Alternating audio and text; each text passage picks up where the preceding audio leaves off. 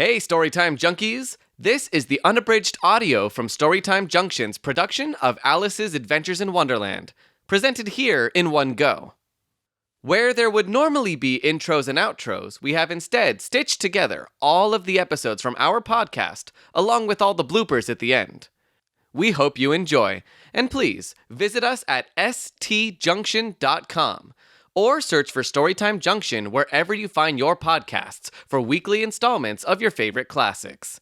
Now, enjoy the book.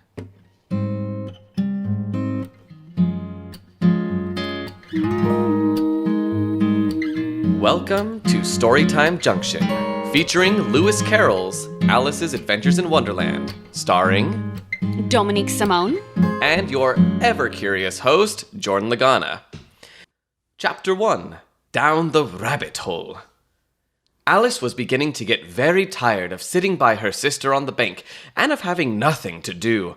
Once or twice she had peeped into the book her sister was reading, but it had no pictures or conversations in it. And what is the use of a book, thought Alice, without pictures or conversations? So she was considering in her own mind, as well as she could, for the hot day made her feel very sleepy and stupid, whether the pleasure of making a daisy chain would be worth the trouble of getting up and picking the daisies, when suddenly a white rabbit with pink eyes ran close by her. There was nothing so very remarkable in that, nor did Alice think it so very much out of the way to hear the rabbit say to itself, oh dear, I shall be late." When she thought it over afterwards, it occurred to her that she ought to have wondered at this, but at the time it all seemed quite natural.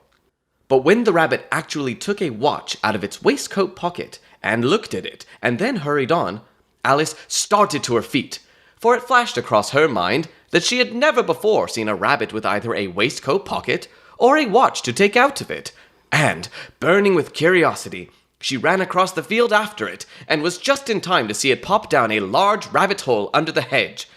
In another moment, down went Alice after it, never once considering how in the world she was to get out again. The rabbit hole went straight on like a tunnel for some way, and then dipped suddenly down, so suddenly that Alice had not a moment to think about stopping herself before she found herself falling down what seemed to be a very deep well. Either the well was very deep, or she fell very slowly, for she had plenty of time as she went down to look about her, and to wonder what was going to happen next. First, she tried to look down and make out what she was coming to, but it was too dark to see anything. Then she looked at the sides of the well and noticed that they were filled with cupboards and bookshelves. Here and there she saw maps and pictures hung upon pegs. She took down a jar from one of the shelves as she passed. It was labeled orange marmalade, but to her great disappointment it was empty. She did not like to drop the jar for fear of killing somebody underneath, so managed to put it into one of the cupboards as she fell past it. Well, thought Alice to herself, after such a fall like this, I shall think nothing of tumbling downstairs. How brave they'll all think me at home. Why, I wouldn't say anything about it, even if I fell off the top of the house. Which was very likely true. Down, down, down. Would the fall never come to an end? I wonder how many miles I've fallen by this time, she said aloud. I think I must be getting somewhere near the center of the earth. Let me see. That would be 4,000 miles down, I think. For, you see, Alice had learnt several things of this sort in her lessons in the schoolroom, and though this was not a very good opportunity for showing off her knowledge, as there was no one to listen to her, still, it was good practice to say it over. Yes, that's about the right distance.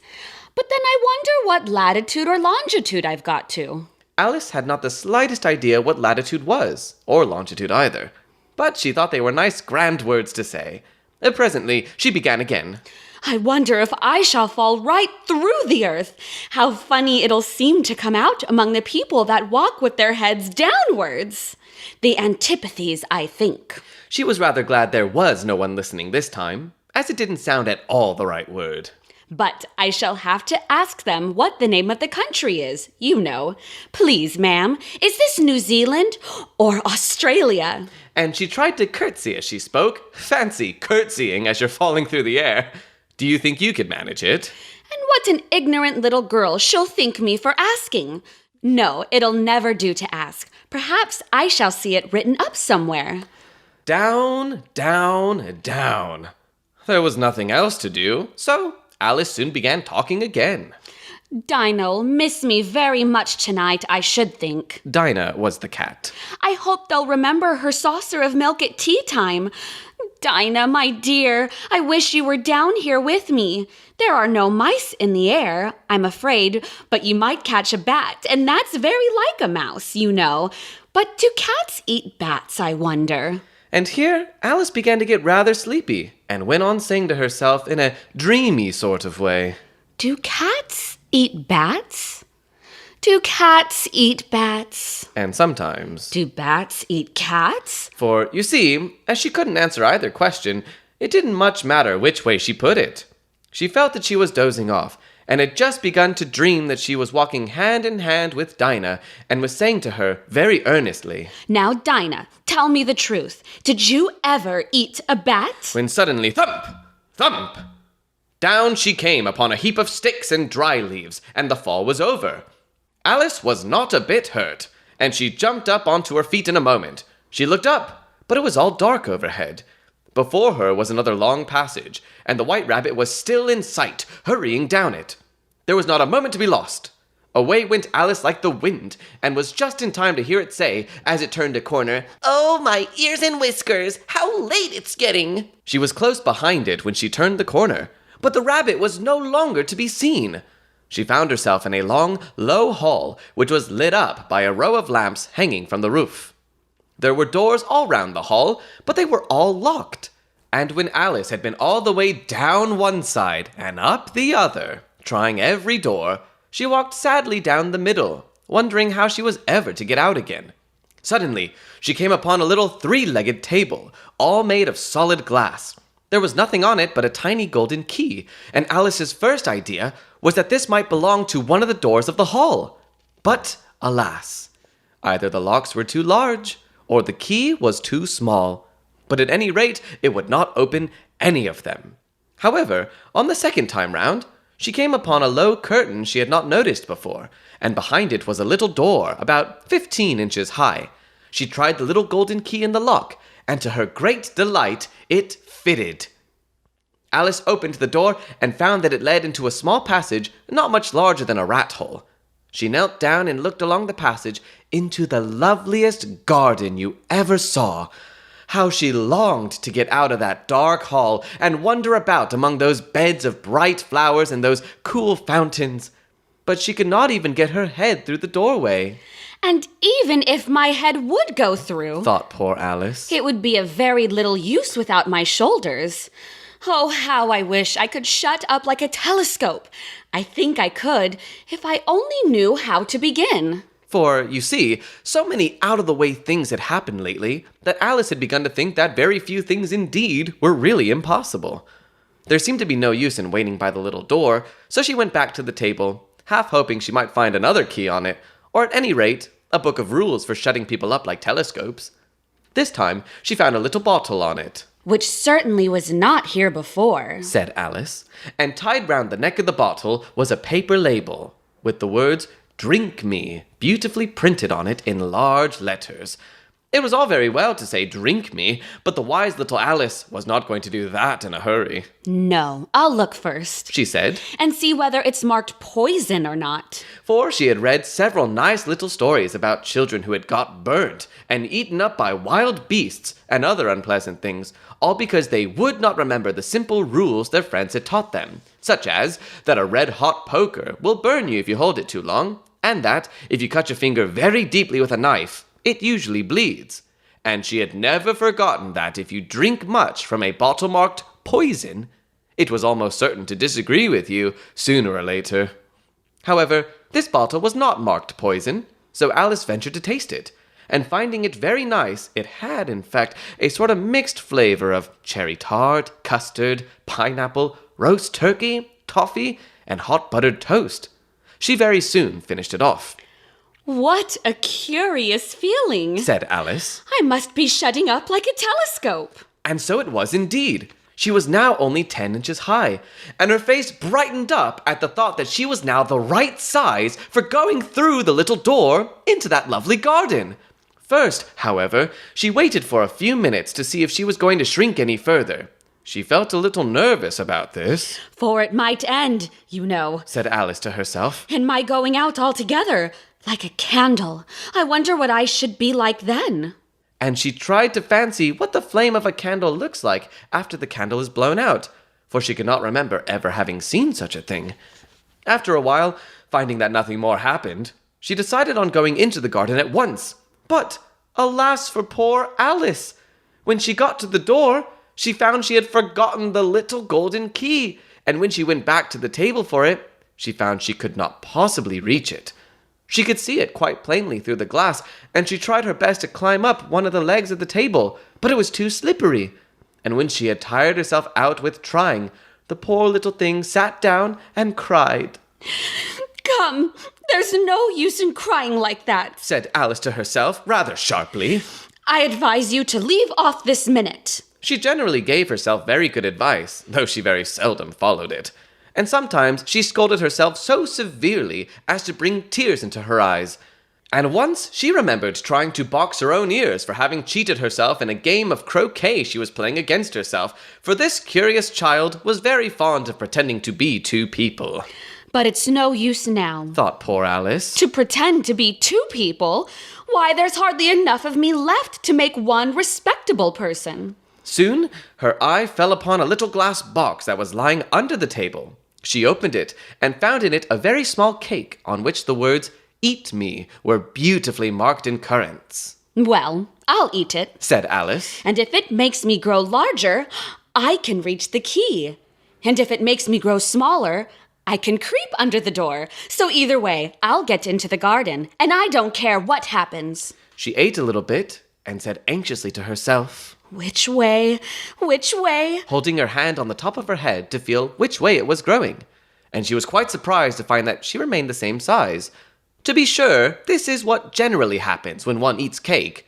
But Alice had got so much into the way of expecting nothing but out-of-the-way things to happen that it seemed quite dull and stupid for life to go on in the common way. So she set to work, and very soon finished off the cake. Chapter 2. The Pool of Tears. Curiouser and curiouser, cried Alice. She was so much surprised that for the moment she quite forgot how to speak good English. Now I'm opening out like the largest telescope that ever was. Goodbye, feet! For when she looked down at her feet, they seemed to be almost out of sight. They were getting so far off. Oh, my poor little feet. I wonder who will put on your shoes and stockings for you now, dears. I'm sure I shan't be able. I shall be a great deal too far off to trouble myself about you. You must manage the best way you can, but I must be kind to them, thought Alice. Or perhaps they won't walk the way I want to go. Let me see. I'll give them a new pair of boots every Christmas. And she went on planning to herself how she would manage it. They must go by the carrier, she thought. And how funny it'll seem sending presents to one's own feet, and how odd the directions will look. Alice's right foot, Esquire, hearthrug, near the fender, with Alice's love. Oh dear, what nonsense I'm talking. Just at this moment, her head struck against the roof of the hall. In fact, she was now rather more than 9 feet high, and she at once took up the little golden key and hurried off to the garden door. Poor Alice! It was as much as she could do, lying down on one side, to look through into the garden with one eye, but to get through was more hopeless than ever. She sat down and began to cry again. You ought to be ashamed of yourself, said Alice. A great girl like you. She might well say this. To go on crying in this way? Stop this moment, I tell you. But she went on all the same, shedding gallons of tears, until there was a large pool all round her, about 4 inches deep and reaching half down the hall. After a time, she heard a little pattering of feet in the distance, and she hastily dried her eyes to see what was coming. It was the White Rabbit returning, splendidly dressed, with a pair of white kid gloves in one hand and a large fan in the other. He came trotting along in a great hurry, muttering to himself as he came, "Oh, the Duchess, the Duchess! Oh, won't she be savage if I've kept her waiting?"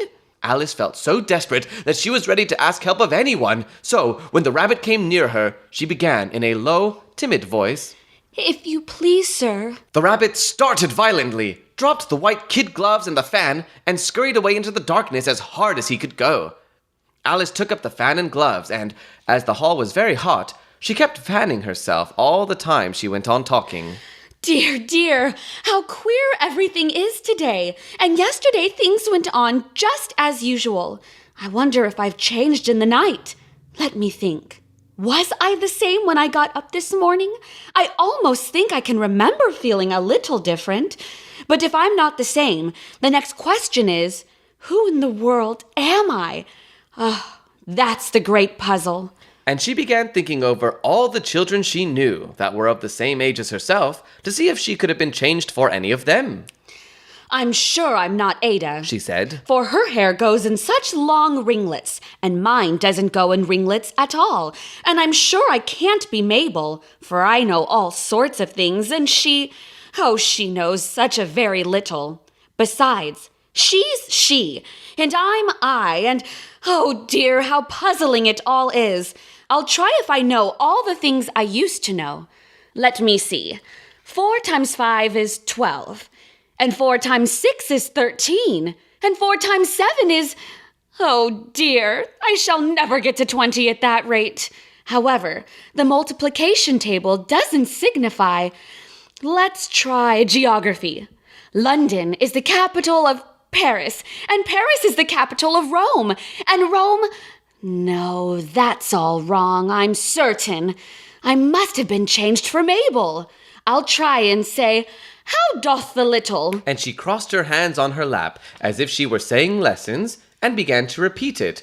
But her voice sounded hoarse and strange, and the words did not come the same as they used to do. How doth the little crocodile improve his shining tail and pour the waters of the Nile on every golden scale? How cheerfully he seems to grin, how neatly spreads his claws, and welcomes little fishes in with gently smiling jaws. I'm sure those are not the right words, said poor Alice, and her eyes filled with tears again as she went on. I must be Mabel after all, and I shall have to go and live in that poky little house and have next to no toys to play with, and oh, ever so many lessons to learn. No, I've made up my mind about it. If I'm Mabel, I'll stay down here. It'll be no use their putting their heads down and saying, "Come up again, dear." I shall only look up and say, "Who am I then? Tell me that first. And then, if I like being that person, I'll come up.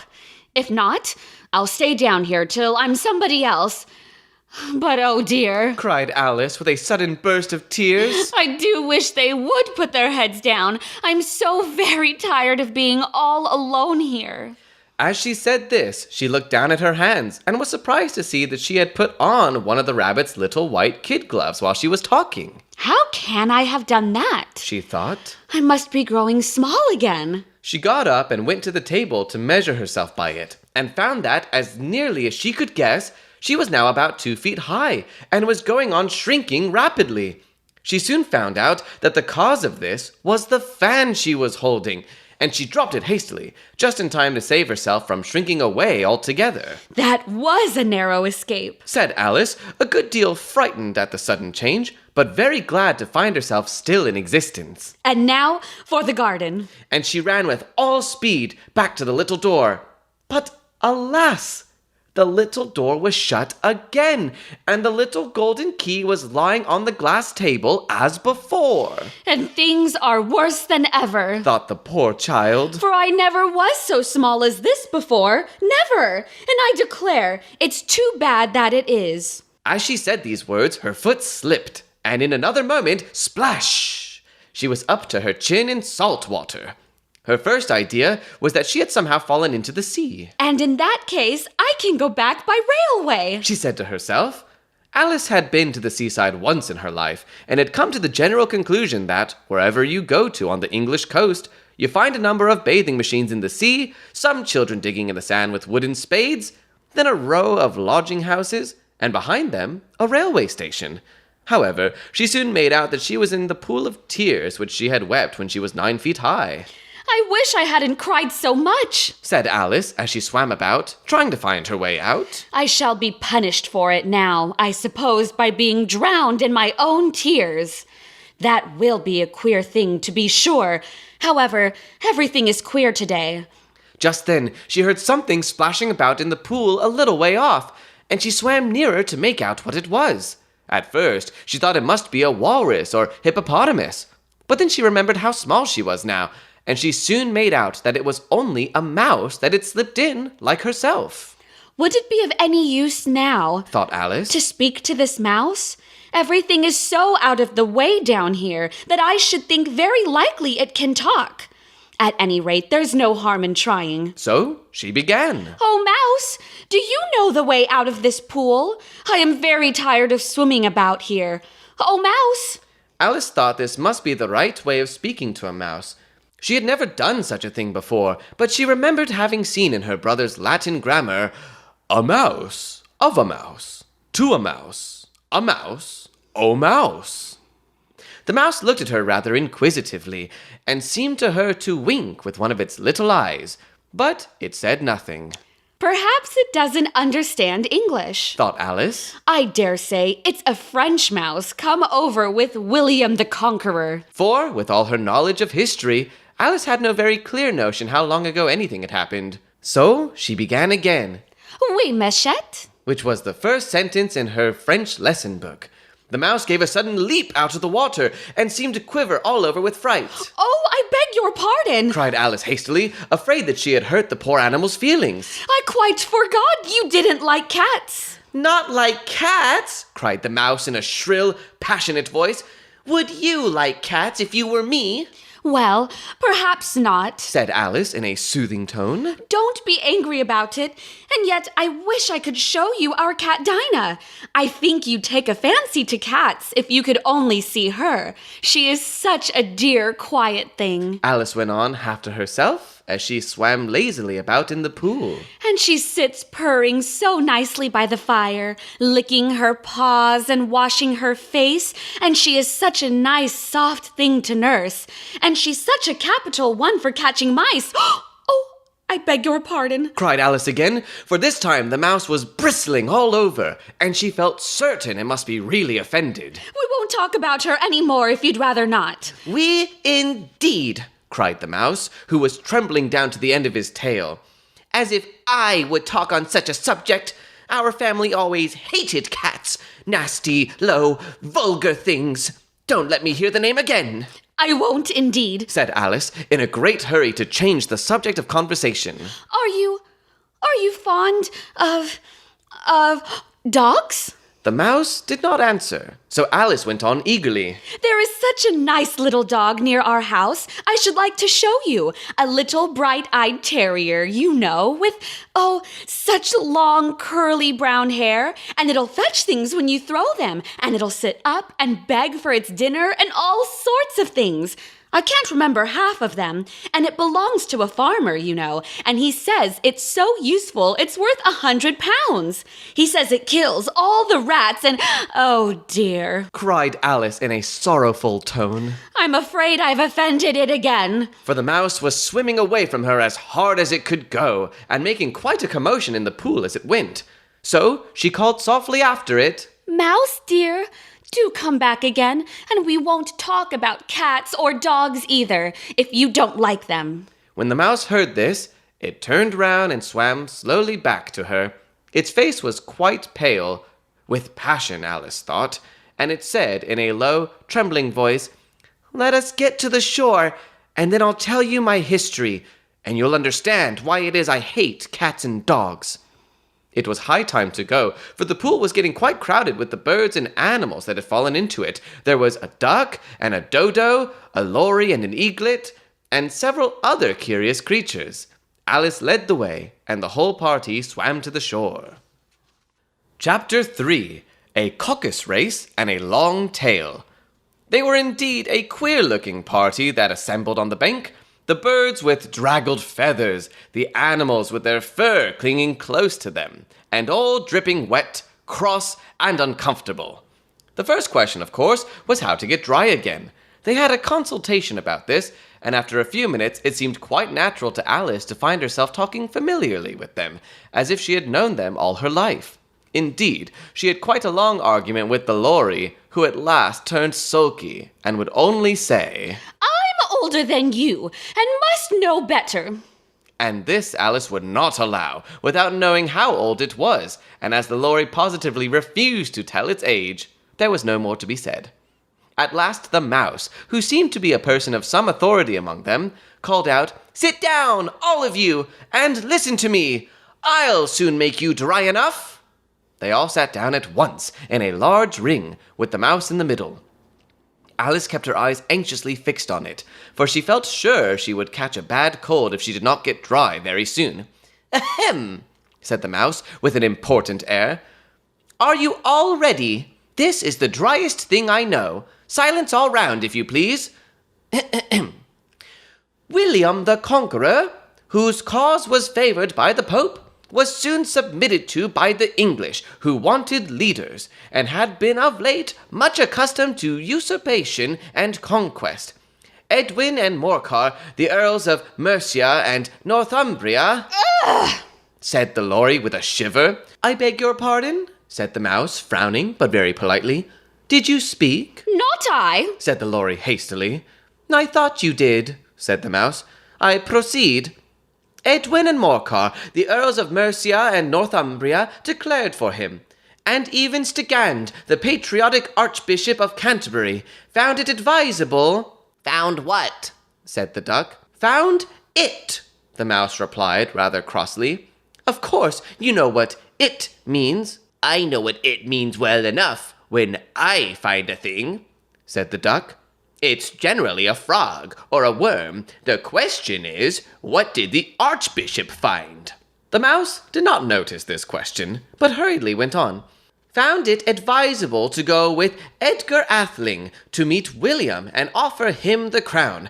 William's conduct at first was moderate, but the insolence of his Normans— How are you getting on now, my dear?" it continued, turning to Alice as it spoke. "As wet as ever," said Alice in a melancholy tone. "It doesn't seem to dry me at all." "In that case," said the Dodo solemnly, rising to its feet, "I move that the meeting adjourn for the immediate adoption of more energetic remedies." "Speak English," said the Eaglet. "I don't know the meaning of half those long words, and what's more, I don't believe you do either." And the Eaglet bent down its head to hide a smile. Some of the other birds tittered audibly. "What I was going to say," said the Dodo in an offended tone, "was that the best thing to get us dry would be a caucus-race." "What is a caucus-race?" said Alice. Not that she much wanted to know, but the Dodo had paused as if it thought that somebody ought to speak, and no one else seemed inclined to say anything. "Why," said the Dodo, "the best way to explain it is to do it. And, as you might like to try the thing yourself some winter day, I will tell you how the Dodo managed it. First, it marked out a race course in a sort of circle. The exact shape doesn't matter," it said. And then all the party were placed along the course, here and there. There was no 1, 2, 3, and away. But they began running when they liked, and left off when they liked, so that it was not easy to know when the race was over. However, when they had been running half an hour or so, and were quite dry again, the Dodo suddenly called out, "The race is over!" And they all crowded round it, panting and asking, But who has won? This question the Dodo could not answer without a great deal of thought, and it sat for a long time with one finger pressed upon its forehead, the position in which you usually see Shakespeare in the pictures of him, while the rest waited in silence. At last, the Dodo said, "Everybody has won, and all must have prizes." But who is to give the prizes? Quite a chorus of voices asked.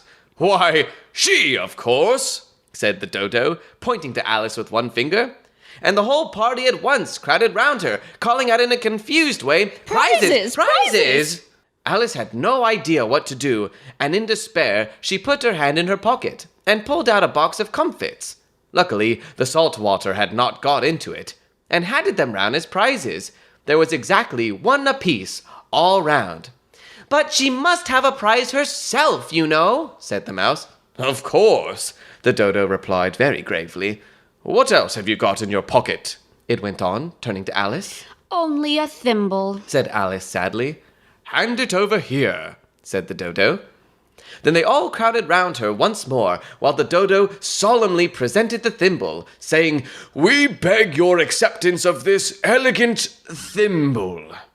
And when it had finished this short speech, they all cheered. Hooray! Alice thought the whole thing very absurd, but they all looked so grave that she did not dare to laugh. And, as she could not think of anything to say, she simply bowed and took the thimble, looking as solemn as she could. The next thing was to eat the comfits. This caused some noise and confusion, as the large birds complained that they could not taste theirs, and the small ones choked and had to be patted on the back. However, it was over at last, and they sat down again in a ring and begged the mouse to tell them something more. You promised to tell me your history, you know, said Alice, and why it is you hate C and D. She added in a whisper, half afraid that it would be offended again. "Mine is a long and a sad tale," said the mouse, turning to Alice and sighing.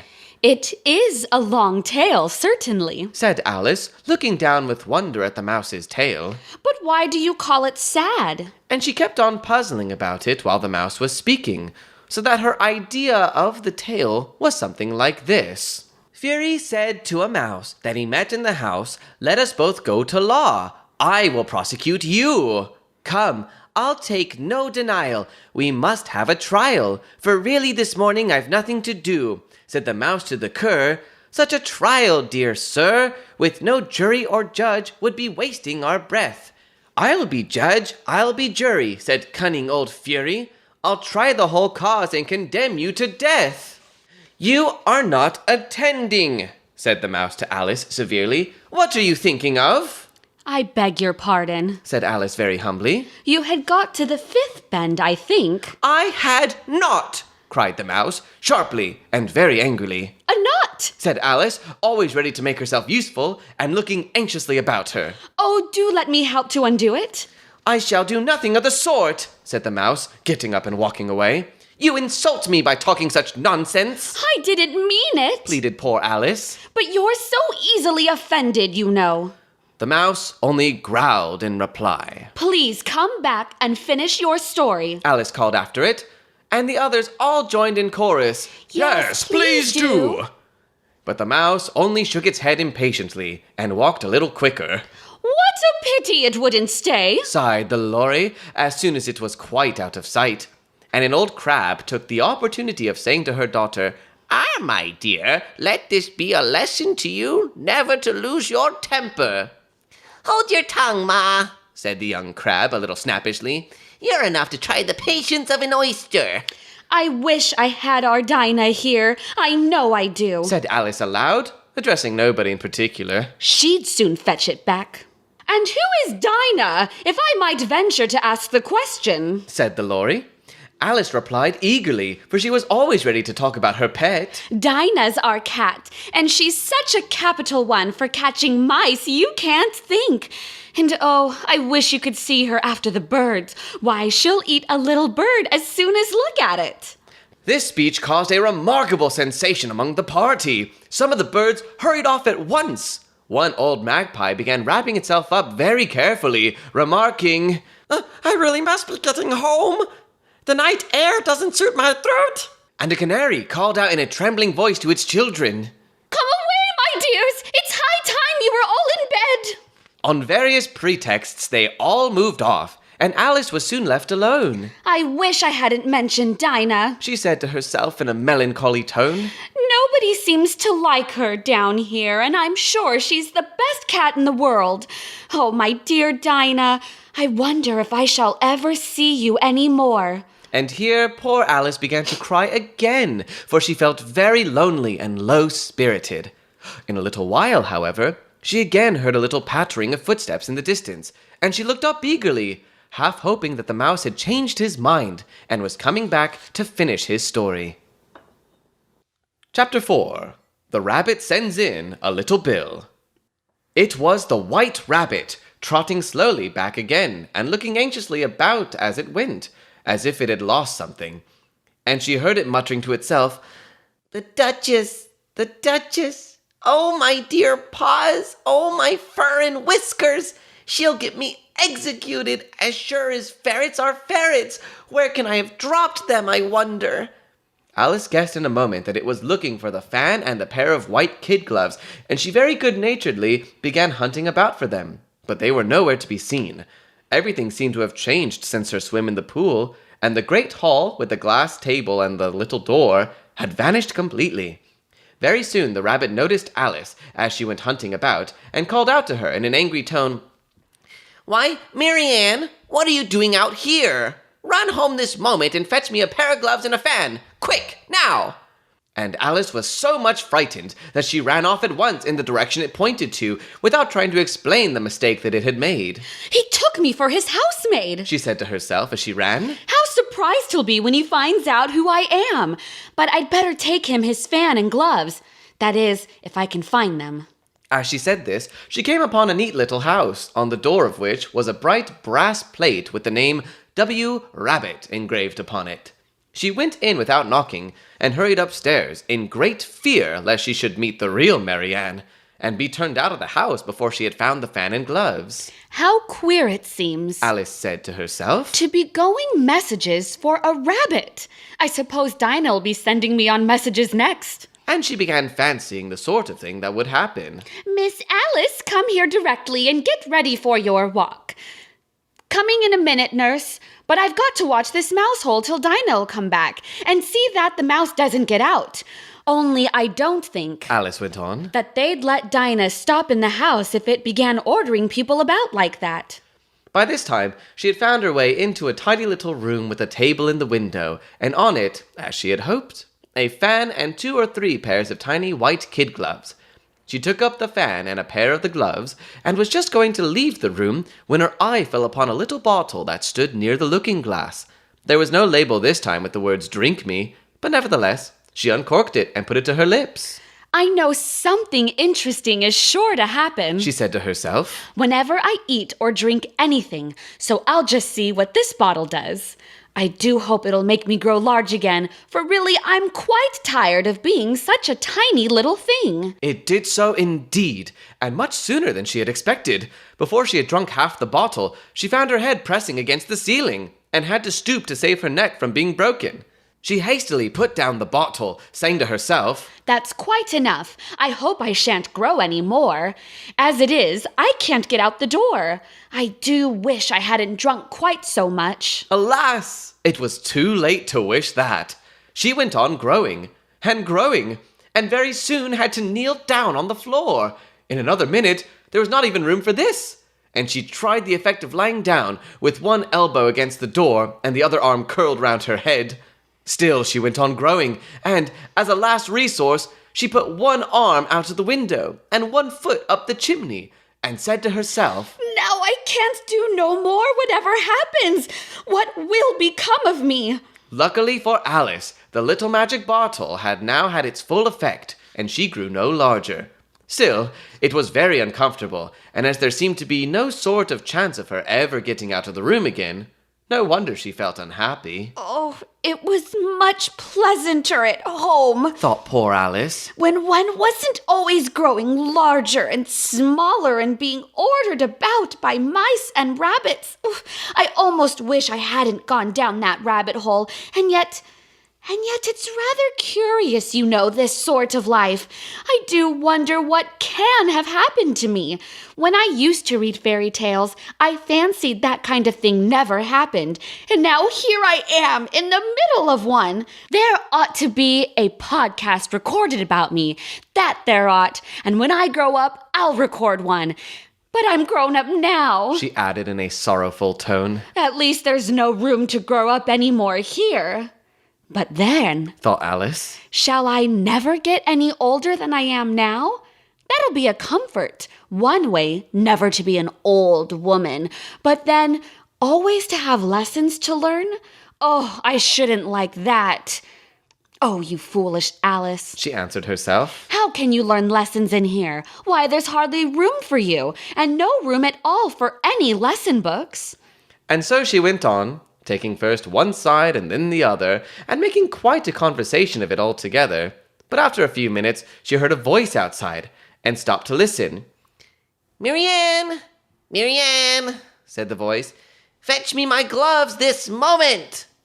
Then came a little pattering of feet on the stairs. Alice knew it was the rabbit coming to look for her, and she trembled till she shook the house, quite forgetting that she was now about 1,000 times as large as the rabbit, and had no reason to be afraid of it. Presently, the rabbit came up to the door, and tried to open it. But as the door opened inwards, and Alice's elbow was pressed hard against it, that attempt proved a failure.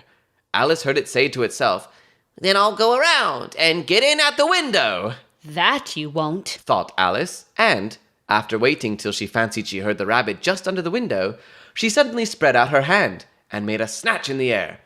She did not get hold of anything, but she heard a little shriek, and a fall, and a crash of broken glass, from which she concluded that it was just possible it had fallen into a cucumber frame, or something of the sort. Next came an angry voice, the rabbit's.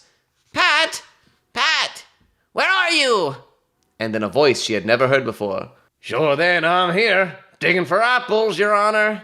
Digging for apples indeed, said the rabbit angrily. Here, come and help me out of this. Sounds of more broken glass. Now, tell me, Pat, what's that in the window? Sure, it's an arum, Your Honor. He pronounced it arum. An arm, you goose. Whoever saw one that size? Why, it fills the whole window.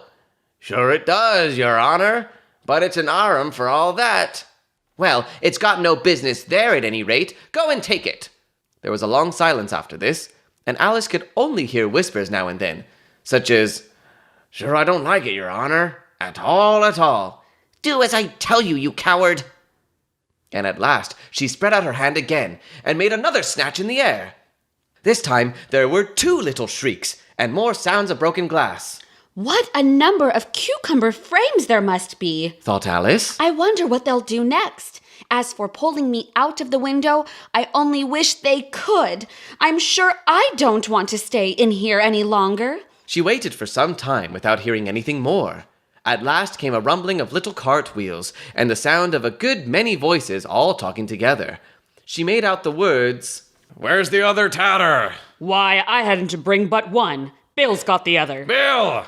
Fetch it here, Tad. Here, put him up at this corner. No. Tie him together first. They don't reach half high enough yet. Ugh, they'll do well enough. Don't be particular. Here, Bill. Catch hold of this rope. Will the roof bear? Mind that loose state. Oh, it's coming down. Heads below. a loud crash. Now, who did that? It was Bill, I fancy. Who's to go down the chimney? Nay, I shan't. You do it. That I won't, then. Bill's got to go down. Here, Bill. The master says you gotta go down the chimney. Oh, so Bill's got to come down the chimney, has he? Said Alice to herself. Why, they seem to put everything upon Bill. I wouldn't be in Bill's place for a good deal. This fireplace is narrow, to be sure, but I think I can kick a little. She drew her foot as far down the chimney as she could, and waited till she heard a little animal, she couldn't guess of what sort it was, scratching and scrambling about in the chimney close above her. Then, saying to herself, This is Bill. she gave one sharp kick, and waited to see what would happen next. The first thing she heard was a general chorus of, There goes Bill. Then the rabbit's voice alone, Catch him, you, by the hedge.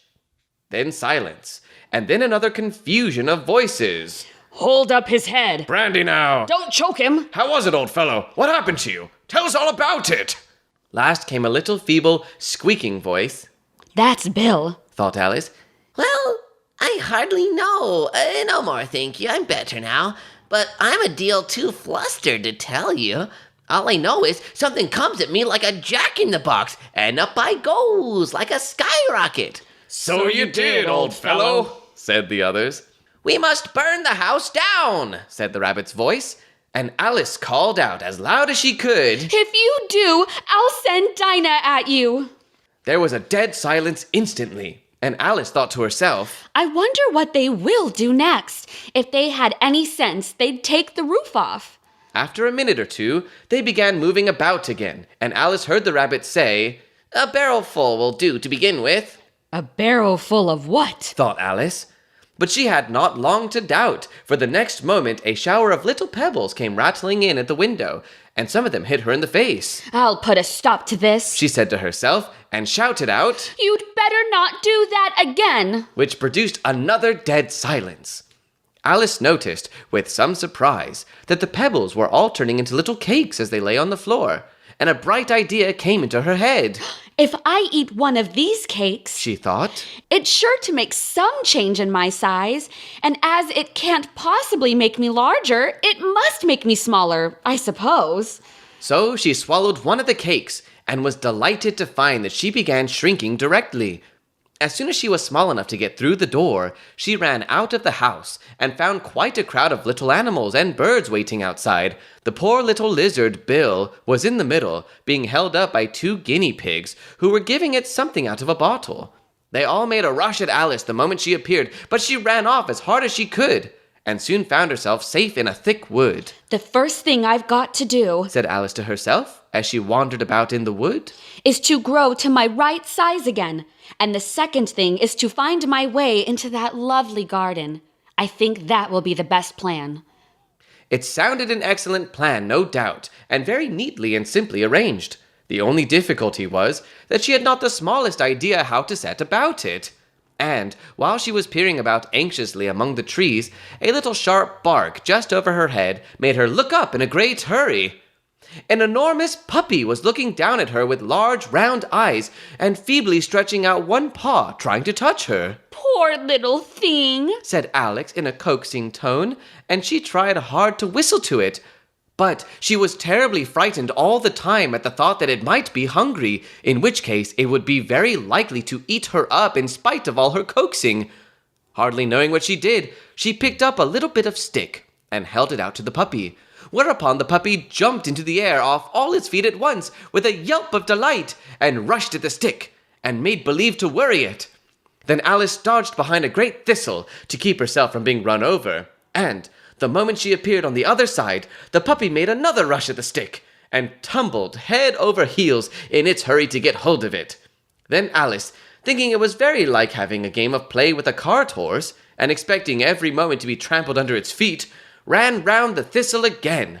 Then the puppy began a series of short charges at the stick, running a very little way forwards each time and a long way back, and barking hoarsely all the while, till at last it sat down a good way off, panting, with its tongue hanging out its mouth and its great eyes half shut. This seemed to Alice a good opportunity for making her escape, so she set off at once and ran till she was quite tired and out of breath, and till the puppy's bark sounded quite faint in the distance. And yet, what a dear little puppy it was, Said Alice as she leant against a buttercup to rest herself and fanned herself with one of the leaves. I should have liked teaching it tricks very much, if only I'd been the right size to do it. Oh dear, I'd nearly forgotten that I've got to grow up again. Let me see. How is it to be managed? I suppose I ought to eat or drink something or other, but the great question is, what? The great question certainly was, what? Alice looked all round her at the flowers and the blades of grass, but she could not see anything that looked like the right thing to eat or drink under the circumstances. There was a large mushroom growing near her, about the same height as herself, and when she had looked under it, and on both sides of it, and behind it, it occurred to her that she might as well look and see what was on the top of it.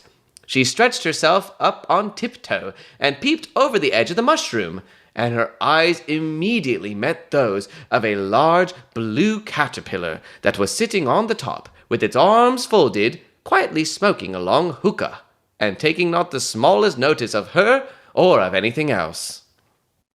Chapter 5. Advice from a Caterpillar. The caterpillar and Alice looked at each other for some time in silence. At last, the caterpillar took the hookah out of its mouth and addressed her in a languid, sleepy voice. "Who are you?" said the caterpillar. This was not an encouraging opening for a conversation.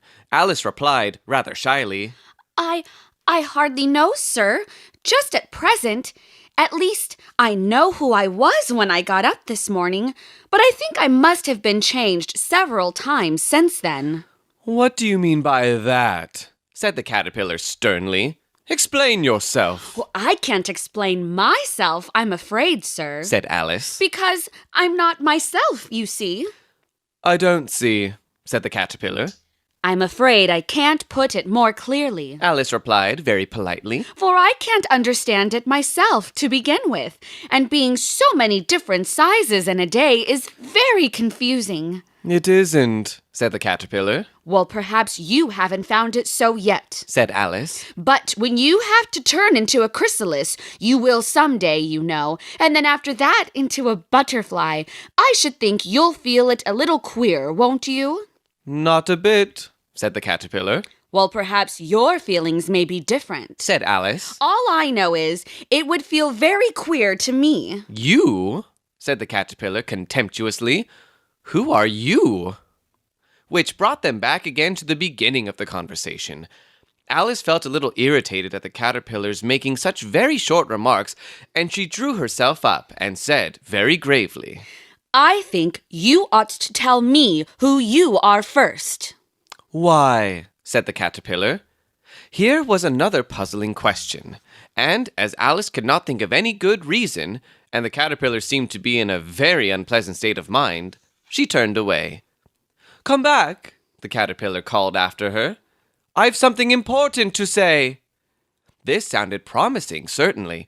Alice turned and came back again. Keep your temper, said the caterpillar. Is that all? Said Alice, swallowing down her anger as well as she could. No, said the caterpillar.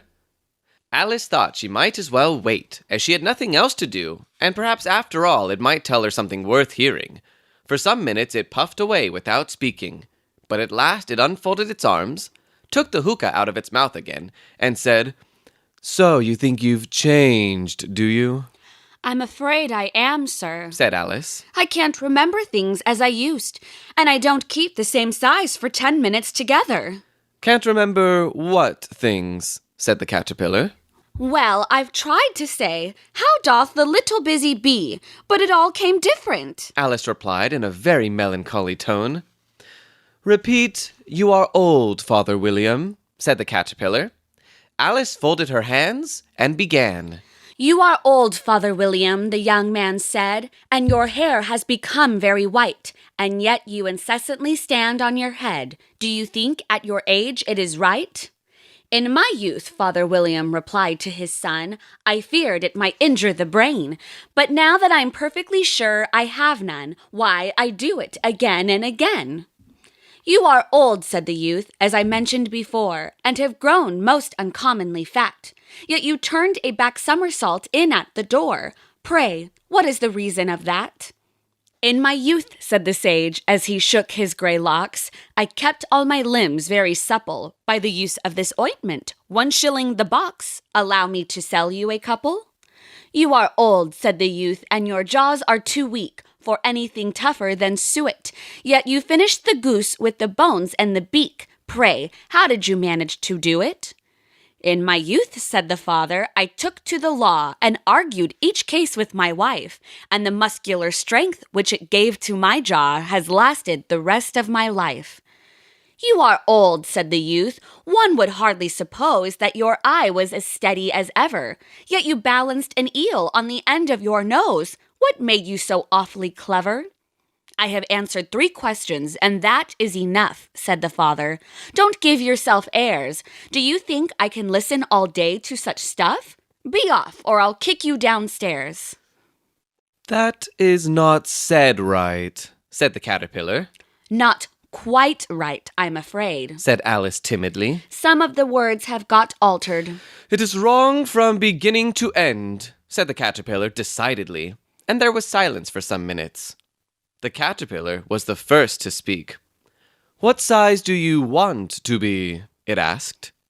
Oh, I'm not particular as to size. Alice hastily replied. Only one doesn't like changing so often, you know. I don't know, said the caterpillar.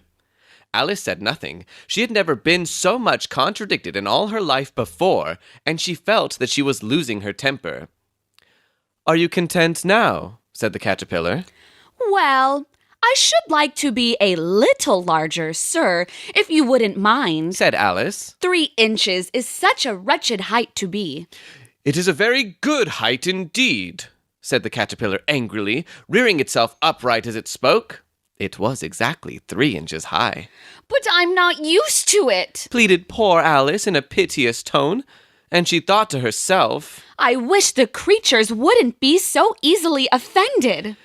You'll get used to it in time, said the caterpillar, and it put the hookah into its mouth and began smoking again. This time Alice waited patiently until it chose to speak again. In a minute or two, the caterpillar took the hookah out of its mouth and yawned once or twice and shook itself. Then it got down off the mushroom and crawled away into the grass, merely remarking as it went, One side will make you grow taller, and the other side will make you grow shorter. One side of what? The other side of what? Thought Alice to herself. Of the mushroom, said the caterpillar, just as if she had asked it aloud, and in another moment it was out of sight. Alice remained looking thoughtfully at the mushroom for a minute, trying to make out which were the 2 sides of it, and, as it was perfectly round, she found this a very difficult question. However, at last she stretched her arms round it as far as they would go, and broke off a bit of the edge with each hand. And now, which is which? She said to herself, and nibbled a little of the right-hand bit to try the effect. The next moment, she felt a violent blow underneath her chin. It had struck her foot. She was a good deal frightened by this very sudden change, but she felt that there was no time to be lost, as she was shrinking rapidly. So she set to work at once to eat some of the other bit. Her chin was pressed so closely against her foot that there was hardly room to open her mouth. But she did it at last, and managed to swallow a morsel of the left-hand bit. Come, my head's free at last, said Alice in a tone of delight, which changed into alarm in another moment when she found that her shoulders were nowhere to be found. All she could see, when she looked down, was an immense length of neck, which seemed to rise like a stalk out of a sea of green leaves that lay far below her. What can all that green stuff be? Said Alice. And where have my shoulders got to? Oh, my poor hands. How is it I can't see you? She was moving them about as she spoke, but no result seemed to follow, except a little shaking among the distant green leaves. As there seemed to be no chance of getting her hands up to her head, she tried to get her head down to them, and was delighted to find that her neck would bend about easily in any direction, like a serpent. She had just succeeded in curving it down into a graceful zigzag, and was going to dive in among the leaves, which she found to be nothing but the tops of the trees under which she had been wandering, when a sharp hiss made her draw back in a hurry. A large pigeon had flown into her face, and was beating her violently with its wings. Serpent! Screamed the pigeon. I'm not a serpent, Said Alice indignantly. Let me alone. Serpent, I say again! Repeated the pigeon, but in a more subdued tone, and added, with a kind of sob, I've tried every way, but nothing seems to suit them. I haven't the least idea what you're talking about, said Alice. I've tried the root of trees, and I've tried banks, and I've tried hedges. The pigeon went on, without attending to her. But those serpents, there's no pleasing them. Alice was more and more puzzled, but she thought there was no use in saying anything more till the pigeon had finished. As if that wasn't trouble enough hatching the eggs, said the pigeon. But I must be on the lookout for serpents, night and day. Why, I haven't had a wink of sleep these 3 weeks. I'm very sorry you've been annoyed, said Alice, who was beginning to see its meaning. And just as I'd taken the highest tree in the wood, continued the pigeon, raising its voice to a shriek. And just as I was thinking I should be free of them at last, they must needs come wriggling down from the sky. Oh, serpent! But I'm not a serpent, I tell you, said Alice. Well, what are you? said the pigeon. I can see you're trying to invent something. I'm a little girl, said Alice, rather doubtfully, as she remembered the number of changes she had gone through that day. A likely story indeed, said the pigeon in a tone of the deepest contempt. I've seen a good many little girls in my time, but never one with such a neck as that. No, you're a serpent, and there's no use denying it. I suppose you'll be telling me next that you've never tasted an egg. I have tasted eggs, certainly, said Alice, who was a very truthful child. But little girls eat eggs quite as much as serpents do, you know. I don't believe it, said the pigeon. But if they do, then they're a kind of serpent, that's all I can say. This was such a new idea to Alice that she was quite silent for a minute or two, which gave the pigeon the opportunity of adding, You're looking for eggs. I know that well enough. And what does it matter to me whether you're a little girl or a serpent? It matters a good deal to me, said Alice hastily. But I'm not looking for eggs, as it happens. And if I was, I shouldn't want yours. I don't like them raw. Well, be off then, said the pigeon in a sulky tone as it settled down again into its nest. Alice crouched down among the trees as well as she could, for her neck kept getting entangled among the branches, and every now and then she had to stop and untwist it. After a while, she remembered that she still held the pieces of mushroom in her hands, and she set to work very carefully, nibbling first at one and then at the other, and growing sometimes taller and sometimes shorter, until she had succeeded in bringing herself down to her usual height. It was so long since she had been anything near the right size that it felt quite strange at first, but she got used to it in a few minutes and began talking to herself as usual. Come, there's half my plan done now. How puzzling all these changes are. I'm never sure what I'm going to be from one minute to another. However, I've got back to my right size. The next thing is to get into that beautiful garden. How is that to be done, I wonder? As she said this, she came suddenly upon an open place, with a little house in it about 4 feet high. Whoever lives there, thought Alice. It'll never do to come upon them this size. Why, I should frighten them out of their wits. So she began nibbling at the right-hand bit again, and did not venture to go near the house till she had brought herself down to 9 inches high. Chapter 6. Pig and Pepper. For a minute or two, she stood looking at the house and wondering what to do next, when suddenly a footman in livery came running out of the wood. She considered him to be a footman because he was in livery. Otherwise, judging by his face only, she would have called him a fish, and rapped loudly at the door with his knuckles. It was opened by another footman in livery, with a round face and large eyes like a frog, and both footmen, Alice noticed, had powdered hair that curled all over their heads. She felt very curious to know what it was all about, and crept a little way out of the wood to listen. The fish footman began by producing from under his arm a great letter, nearly as large as himself, and this he handed over to the other, saying in a solemn tone, "For the Duchess, an invitation from the Queen to play croquet." The frog footman repeated, in the same solemn tone, only changing the order of the words a little, "From the Queen, an invitation for the Duchess to play croquet." Then they both bowed low, and their curls got entangled together. Alice laughed so much at this that she had to run back into the wood for fear of their hearing her. And when she next peeped out, the fish footman was gone, and the other was sitting on the ground near the door, staring stupidly up into the sky. Alice went timidly up to the door and knocked. "There's no sort of use in knocking," said the footman, "and that for 2 reasons. First, because I'm on the same side of the door as you are. Secondly, because they're making such a noise inside, no one could possibly hear you." And certainly, there was a most extraordinary noise going on within, a constant howling and sneezing, and every now and then a great crash, as if a dish or kettle had been broken to pieces. Please then, said Alice, how am I to get in? "There might be some sense in your knocking," the footman went on without attending to her, "if we had the door between us. For instance, if you were inside, you might knock, and I could let you out, you know." He was looking up into the sky all the time he was speaking, and this Alice thought decidedly uncivil.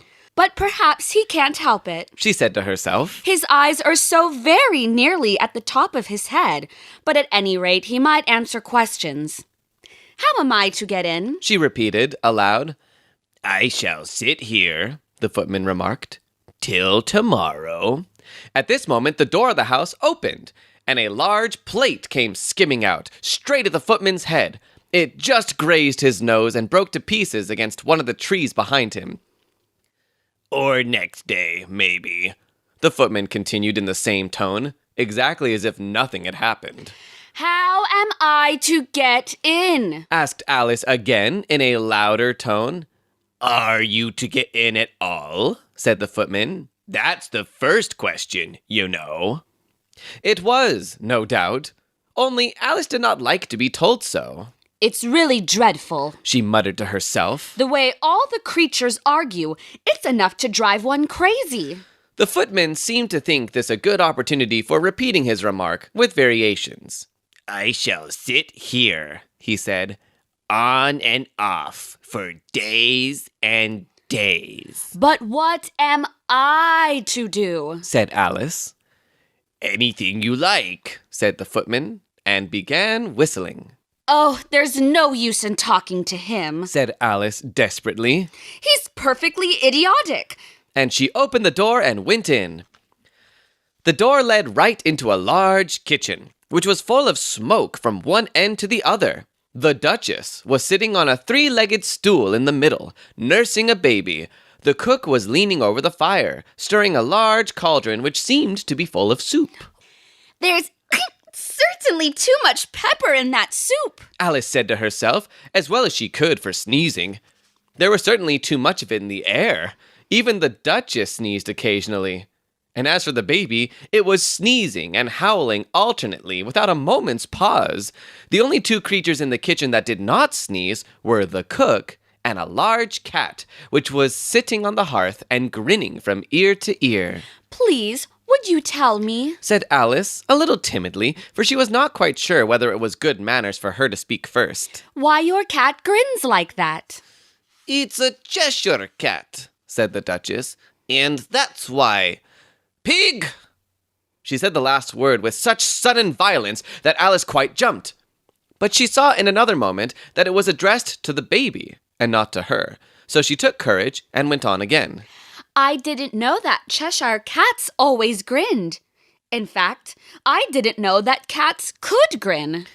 They all can, said the Duchess, and most of 'em do. I don't know of any that do. Alice said very politely, feeling quite pleased to have got into a conversation. You don't know much, said the Duchess, and that's a fact. Alice did not at all like the tone of this remark, and thought it would be as well to introduce some other subject of conversation. While she was trying to fix on one, the cook took the cauldron of soup off the fire and at once set to work throwing everything within her reach at the Duchess and the baby. The fire irons came first, then followed a shower of saucepans, plates, and dishes. The Duchess took no notice of them, even when they hit her. And the baby was howling so much already that it was quite impossible to say whether the blows hurt it or not. Oh, please mind what you're doing, Cried Alice, jumping up and down in an agony of terror. Oh, there goes his precious nose. As an unusually large saucepan flew close by it and very nearly carried it off. If everybody minded their own business, the Duchess said in a hoarse growl, the world would go round a deal faster than it does. Which would not be an advantage, Said Alice, who felt very glad to get an opportunity of showing off a little of her knowledge. Just think what work it would make with the day and night. You see, the Earth takes 24 hours to turn round on its axis. Talking of axes, said the Duchess, chop off her head. Alice glanced rather anxiously at the cook to see if she meant to take the hint.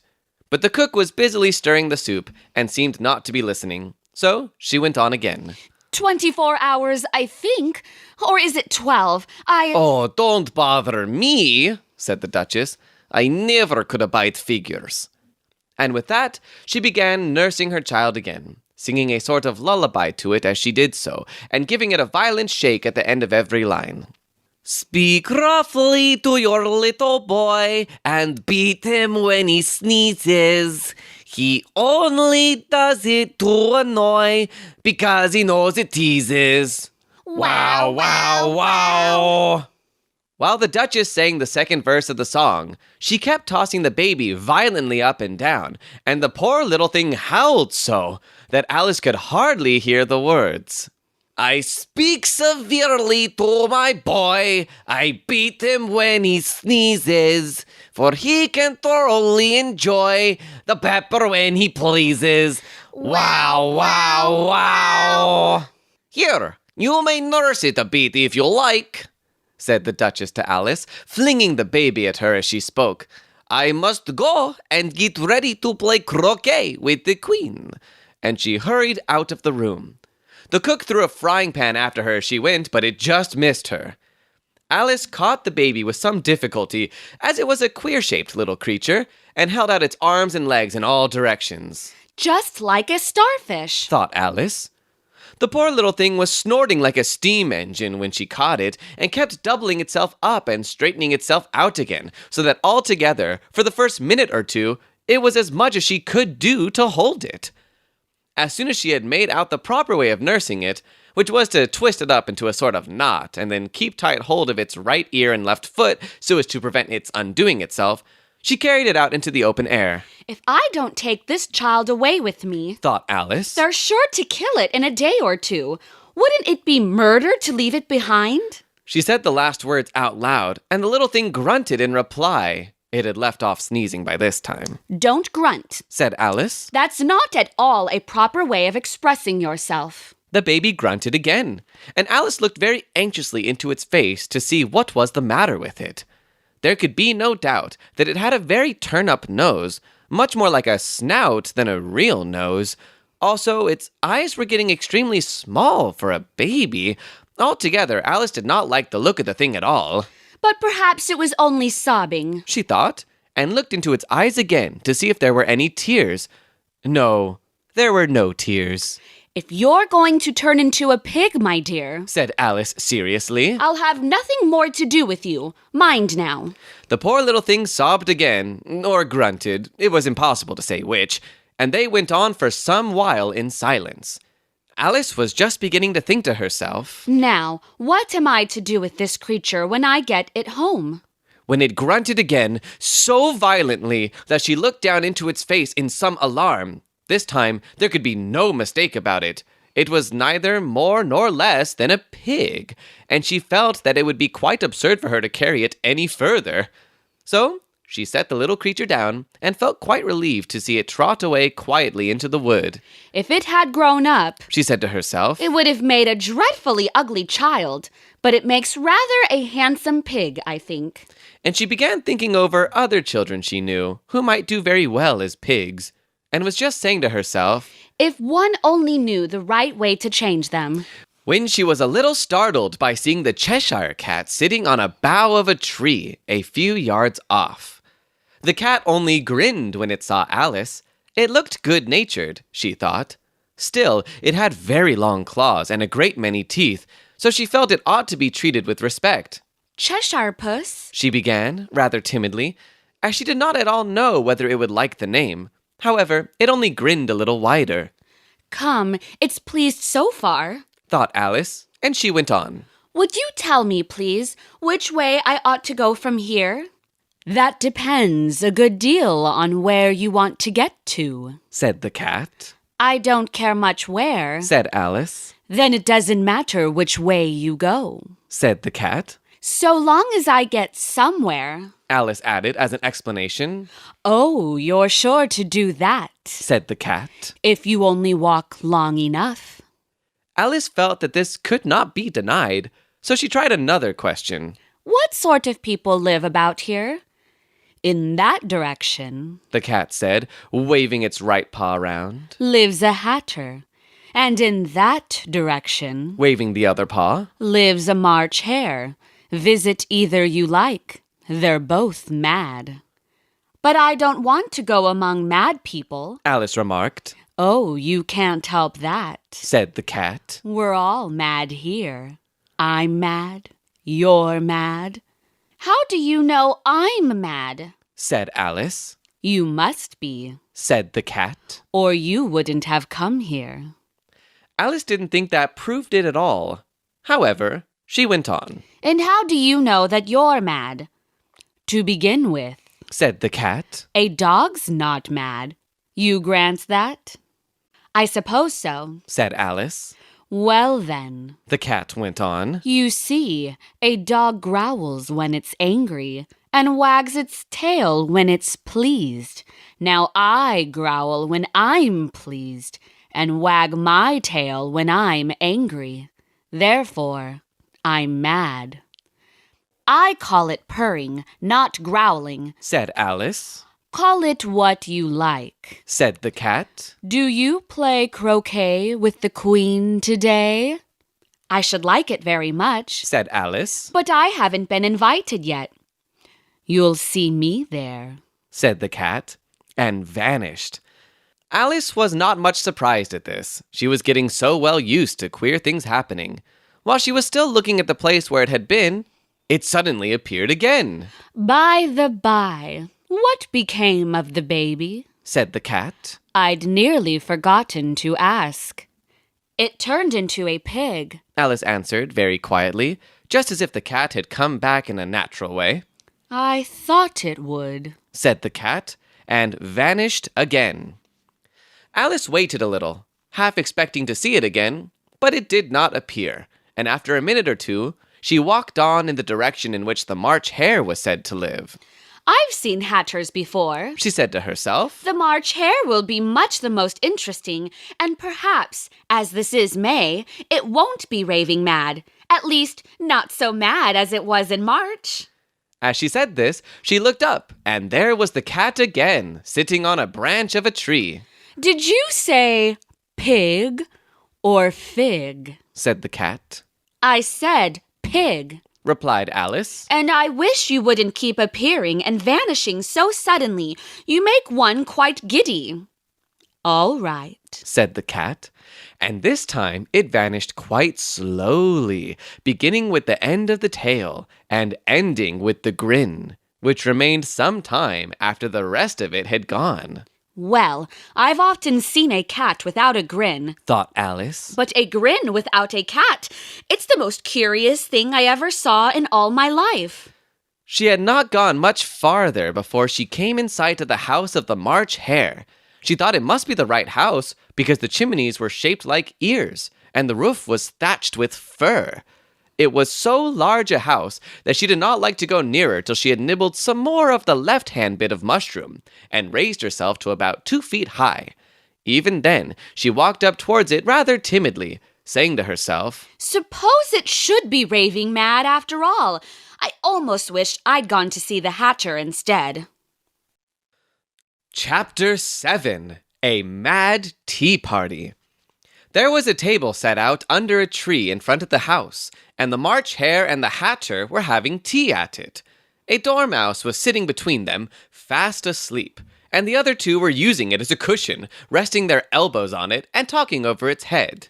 Very uncomfortable for the dormouse. Thought Alice. Only as it's asleep, I suppose it doesn't mind. The table was a large one, but the three were all crowded together at one corner of it. In our room! In our room! They cried out when they saw Alice coming. There's plenty of room. Said Alice indignantly, and she sat down in a large armchair at one end of the table. Have some wine, the March Hare said in an encouraging tone. Alice looked all round the table, but there was nothing on it but tea. I don't see any wine. She remarked. There isn't any, said the March Hare. Then it wasn't very civil of you to offer it. Said Alice angrily. It wasn't very civil of you to sit down without being invited, said the March Hare. I didn't know it was your table. Said Alice. It's laid for a great many more than 3. Your hair needs cutting, said the Hatter. He had been looking at Alice for some time with great curiosity, and this was his first speech. You should learn not to make personal remarks. Alice said with some severity. It's very rude. The Hatter opened his eyes very wide on hearing this, but all he said was, Why is a raven like a writing desk? Come, we shall have some fun now. Thought Alice. I'm glad they've begun asking riddles. I believe I can guess that. She added aloud. Do you mean that you think you can find out the answer to it? Said the March Hare. Exactly so, said Alice. Then you should say what you mean, the March Hare went on. I do. Alice hastily replied. At least I mean what I say. That's the same thing, you know. Not the same thing a bit, said the Hatter. Why, you might just as well say that I see what I eat is the same thing as I eat what I see. You might just as well say, added the March Hare, that I like what I get is the same thing as I get what I like. You might just as well say Added the Dormouse, which seemed to be talking in its sleep. that I breathe when I sleep is the same thing as I sleep when I breathe. Well, it is the same thing with you, said the Hatter, and here the conversation dropped, and the party sat silent for a minute, while Alice thought over all she could remember about ravens and writing desks, which wasn't much. The Hatter was the first to break the silence.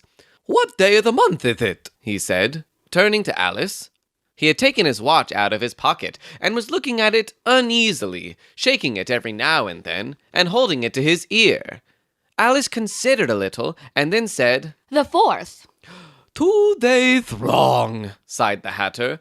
I told you butter wouldn't suit the works, he added, looking angrily at the March Hare. It was the best butter, the March Hare meekly replied. Yes, but some crumbs must have got in as well, the Hatter grumbled. You shouldn't have put it in with the bread knife. The March Hare took the watch and looked at it gloomily. Then he dipped it into his cup of tea and looked at it again. But he could think of nothing better to say than his first remark. It was the best butter, you know. Alice had been looking over his shoulder with some curiosity. What a funny watch, She remarked. It tells the day of the month and doesn't tell what o'clock it is. Why should it? Muttered the Hatter. Does your watch tell you what year it is? Of course not. Alice replied very readily. But that's because it stays the same year for such a long time together. Which is just the case with mine, said the Hatter. Alice felt dreadfully puzzled. The Hatter's remark seemed to her to have no sort of meaning in it, and yet it was certainly English. I don't quite understand you, She said, as politely as she could.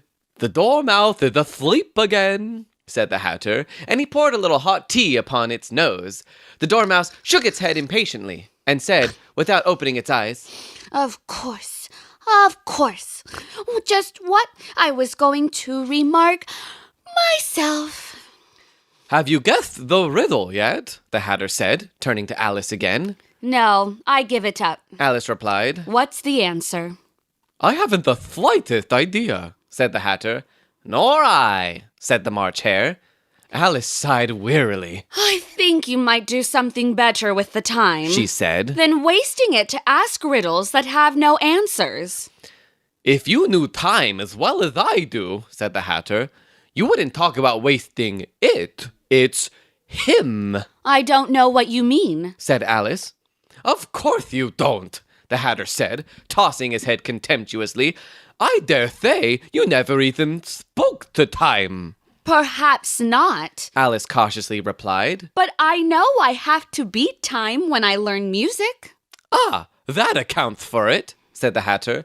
He won't stand beating. Now, if you only kept on good terms with him, he'd do almost anything you liked with the clock. For instance, suppose it were 9 o'clock in the morning, just in time to begin lessons.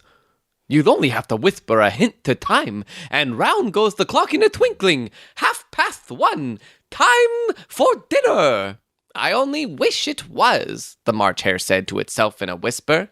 That would be grand, certainly. Said Alice thoughtfully. But then, I shouldn't be hungry for it, you know. Not at first, perhaps, said the Hatter.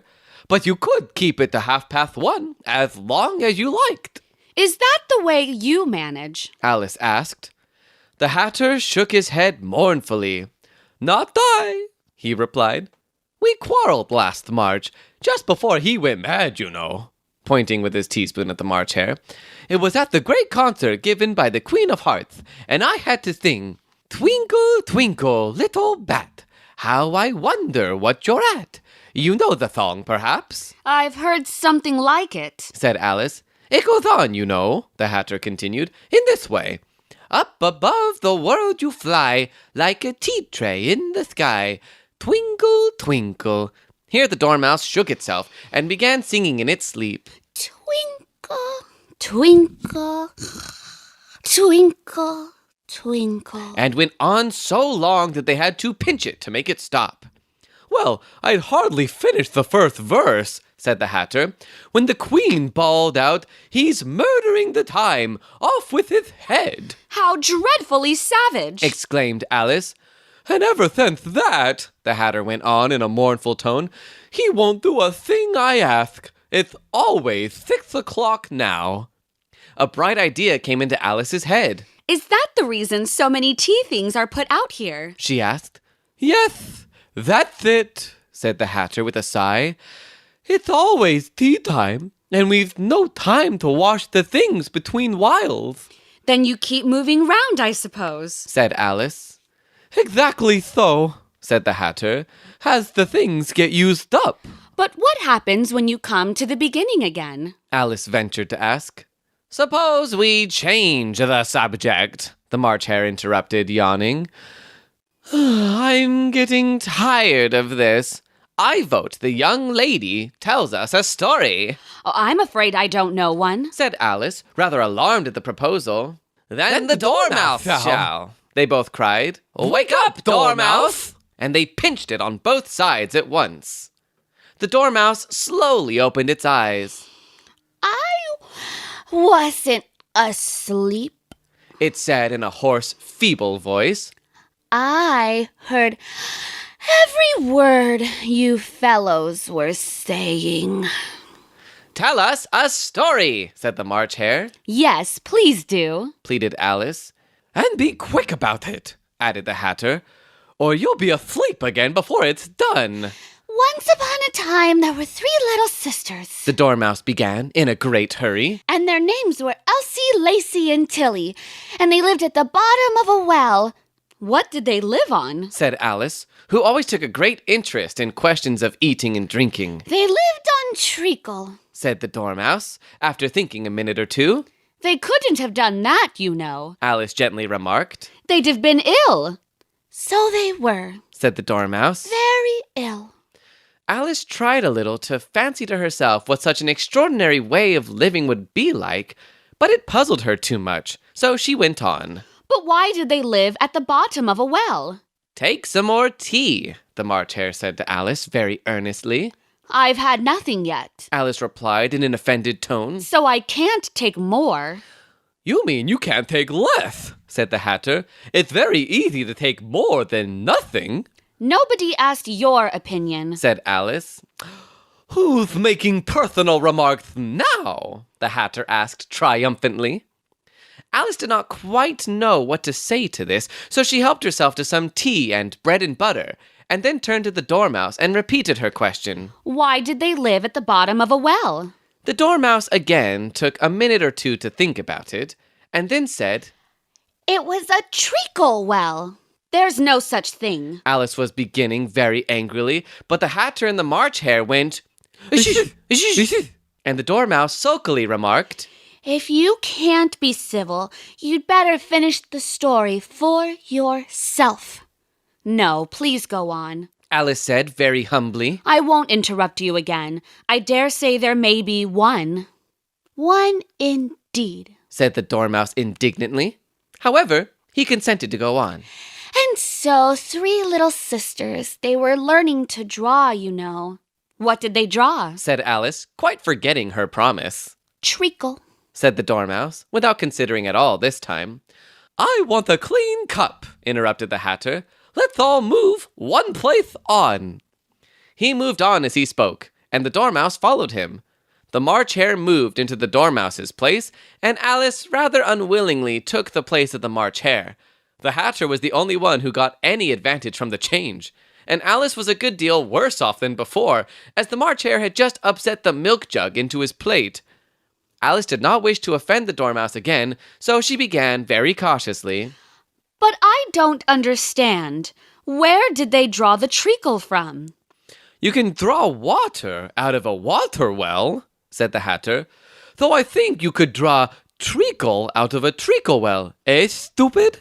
But they were in the well. Alice said to the Dormouse, not choosing to notice this last remark. Of course they were. Said the Dormouse. Well in. This answer so confused poor Alice that she let the Dormouse go on for some time without interrupting it. They were learning to draw. The Dormouse went on, yawning and rubbing its eyes, for it was getting very sleepy. And they drew all manner of things. Everything that begins with a M. Why with an M? Said Alice. Why not? Said the March Hare. Alice was silent. The Dormouse had closed its eyes by this time and was going off into a doze, but on being pinched by the Hatter, it woke up again with a little shriek and went on. That begins with an M, such as mousetraps and the moon and memory and muchness. You know, you say things are much of a muchness. Did you ever see such a thing as a drawing of a muchness? Really, now you ask me. Said Alice, very much confused. I don't think. Then you shouldn't talk, said the Hatter. This piece of rudeness was more than Alice could bear. She got up in great disgust and walked off. The Dormouse fell asleep instantly, and neither of the others took the least notice of her going, though she looked back once or twice, half hoping that they would call after her. The last time she saw them, they were trying to put the Dormouse into the teapot. At any rate, I'll never go there again, said Alice as she picked her way through the wood. It's the stupidest tea party I ever was at in all my life. Just as she said this, she noticed that one of the trees had a door leading right into it. That's very curious, she thought. But everything's curious today. I think I may as well go in at once. And in she went. Once more, she found herself in the long hall and close to the little glass table. Now, I'll manage better this time, she said to herself, and began by taking the little golden key and unlocking the door that led into the garden. Then she set to work nibbling at the mushroom, she'd kept a piece of it in her pocket, till she was about a foot high. Then she walked down the little passage, and then she found herself at last in the beautiful garden, among the bright flower beds and the cool fountains. Chapter 8. The Queen's Croquet Ground. A large rose tree stood near the entrance of the garden. The roses growing on it were white, but there were 3 gardeners at it, busily painting them red.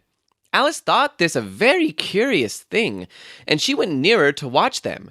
And just as she came up to them, she heard one of them say, "Look out now, 5! Don't go splashing paint over me like that!" I couldn't help it, said 5 in a sulky tone. 7 jogged my elbow. On which 7 looked up and said, "That's right, 5. Always lay the blame on others." You'd better not talk, said 5. I heard the Queen say only yesterday you deserved to be beheaded. "What for?" said the one who had spoken first. "That's none of your business, too," said 7. Yes, it is his business, said 5. And I'll tell him it was for bringing the cook tulip roots instead of onions. 7 flung down his brush and had just begun, "Well, of all the unjust things," when his eyes chanced to fall upon Alice as she stood watching them, and he checked himself suddenly. The others looked round also, and all of them bowed low. Would you tell me, please, said Alice, a little timidly, why you are painting those roses? 5 and 7 said nothing, but looked at 2. 2 began in a low voice, "Why, the fact is, you see, miss, this here ought to have been a red rose tree, and we put a white one in by mistake, and if the Queen was to find out, we should all have our heads cut off, you know. So you see, miss, we're doing our best afore she comes to." At this moment, 5, who had been anxiously looking across the garden, called out, The Queen! The Queen! and the 3 gardeners instantly threw themselves flat upon their faces. There was a sound of many footsteps, and Alice looked round, eager to see the Queen. First came 10 soldiers carrying clubs. These were all shaped like the 3 gardeners, oblong and flat, with their hands and feet at the corners. Next, the 10 courtiers. These were ornamented all over with diamonds, and walked 2 and 2 as the soldiers did. After these came the royal children. There were 10 of them, and the little dears came jumping merrily along hand in hand in couples. They were all ornamented with hearts. Next came the guests, mostly kings and queens, and among them Alice recognized the White Rabbit. It was talking in a hurried, nervous manner, smiling at everything that was said, and went by without noticing her.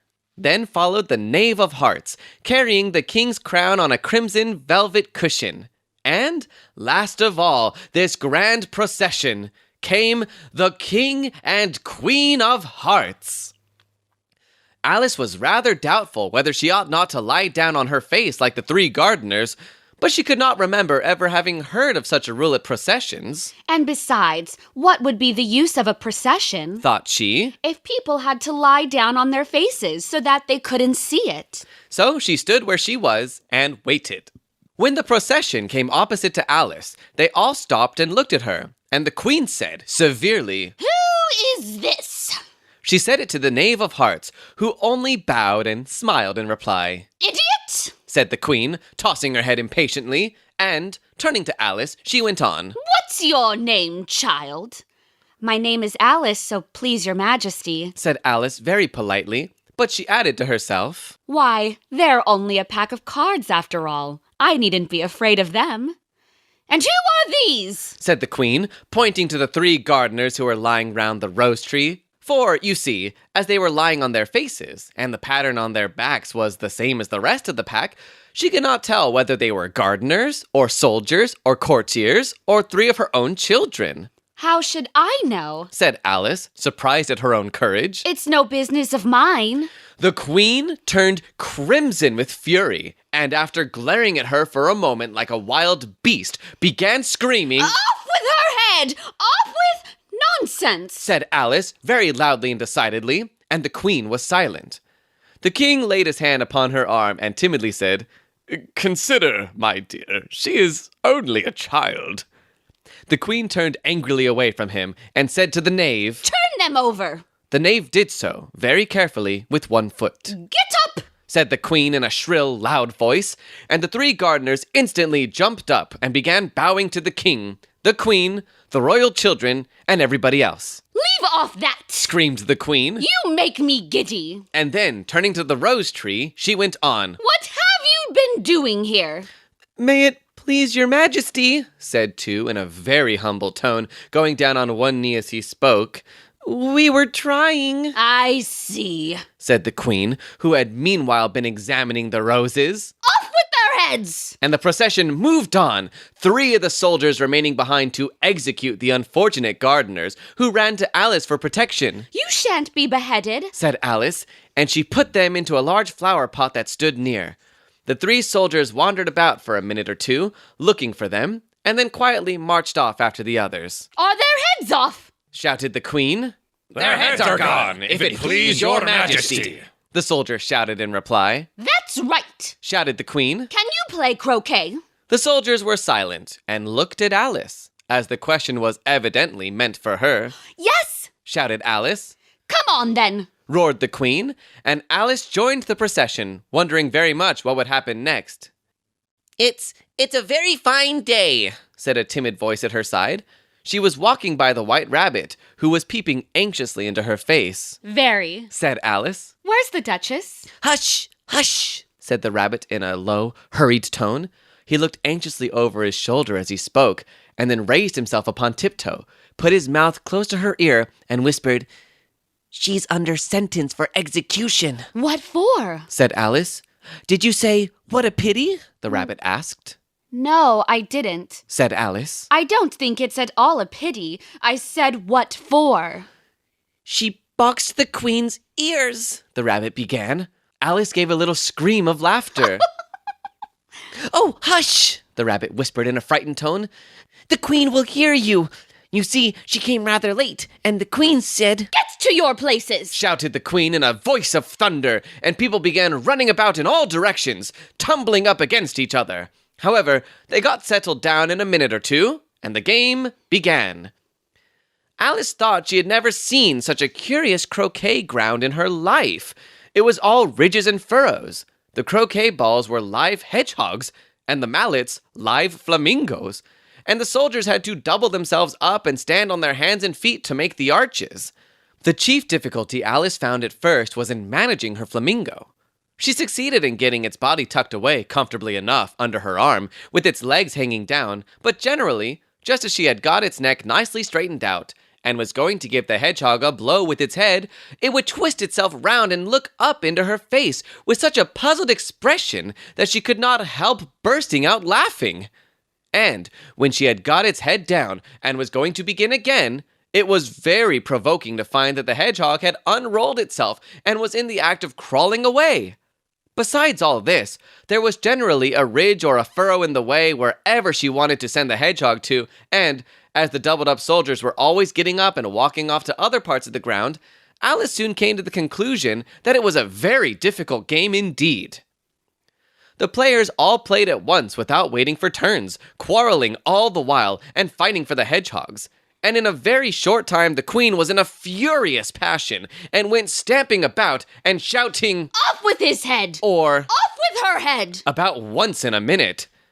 Alice began to feel very uneasy. To be sure, she had not as yet had any dispute with the queen, but she knew that it might happen any minute. And then, Thought she, what would become of me? They're dreadfully fond of beheading people here. The great wonder is that there's anyone left alive. She was looking about for some way of escape, and wondering whether she could get away without being seen, when she noticed a curious appearance in the air. It puzzled her very much at first, but after watching it a minute or two, she made it out to be a grin, and she said to herself, It's the Cheshire Cat. Now I shall have somebody to talk to. How are you getting on? said the cat, as soon as there was mouth enough for it to speak with. Alice waited till the eyes appeared, and then nodded. It's no use speaking to it She thought. till its ears have come, or at least one of them. In another minute, the whole head appeared, and then Alice put down her flamingo and began an account of the game, feeling very glad she had someone to listen to her. The cat seemed to think that there was enough of it now in sight, and no more of it appeared. I don't think they play it all fairly. Alice began in rather a complaining tone. And they all quarrel so dreadfully one can't hear oneself speak. And they don't seem to have any rules in particular. At least, if there are, nobody attends to them. And you've no idea how confusing it is, all the things being alive. For instance, there's the arch I've got to go through next, walking about at the other end of the ground. And I should have croqueted the queen's hedgehog just now, only it ran away when it saw mine coming. How do you like the queen? Said the cat in a low voice. Not at all. Said Alice. She's so extremely Just then she noticed that the queen was close behind her, listening. So she went on. likely to win that it's hardly worthwhile finishing the game. The queen smiled and passed on. Who are you talking to? Said the king, coming up to Alice and looking at the cat's head with great curiosity. It's a friend of mine, a Cheshire Cat. Said Alice. Allow me to introduce it. I don't like the look of it at all. Said the king. However, it may kiss my hand if it likes. I'd rather not. The cat remarked. Don't be impertinent, Said the king. and don't look at me like that. He got behind Alice as he spoke.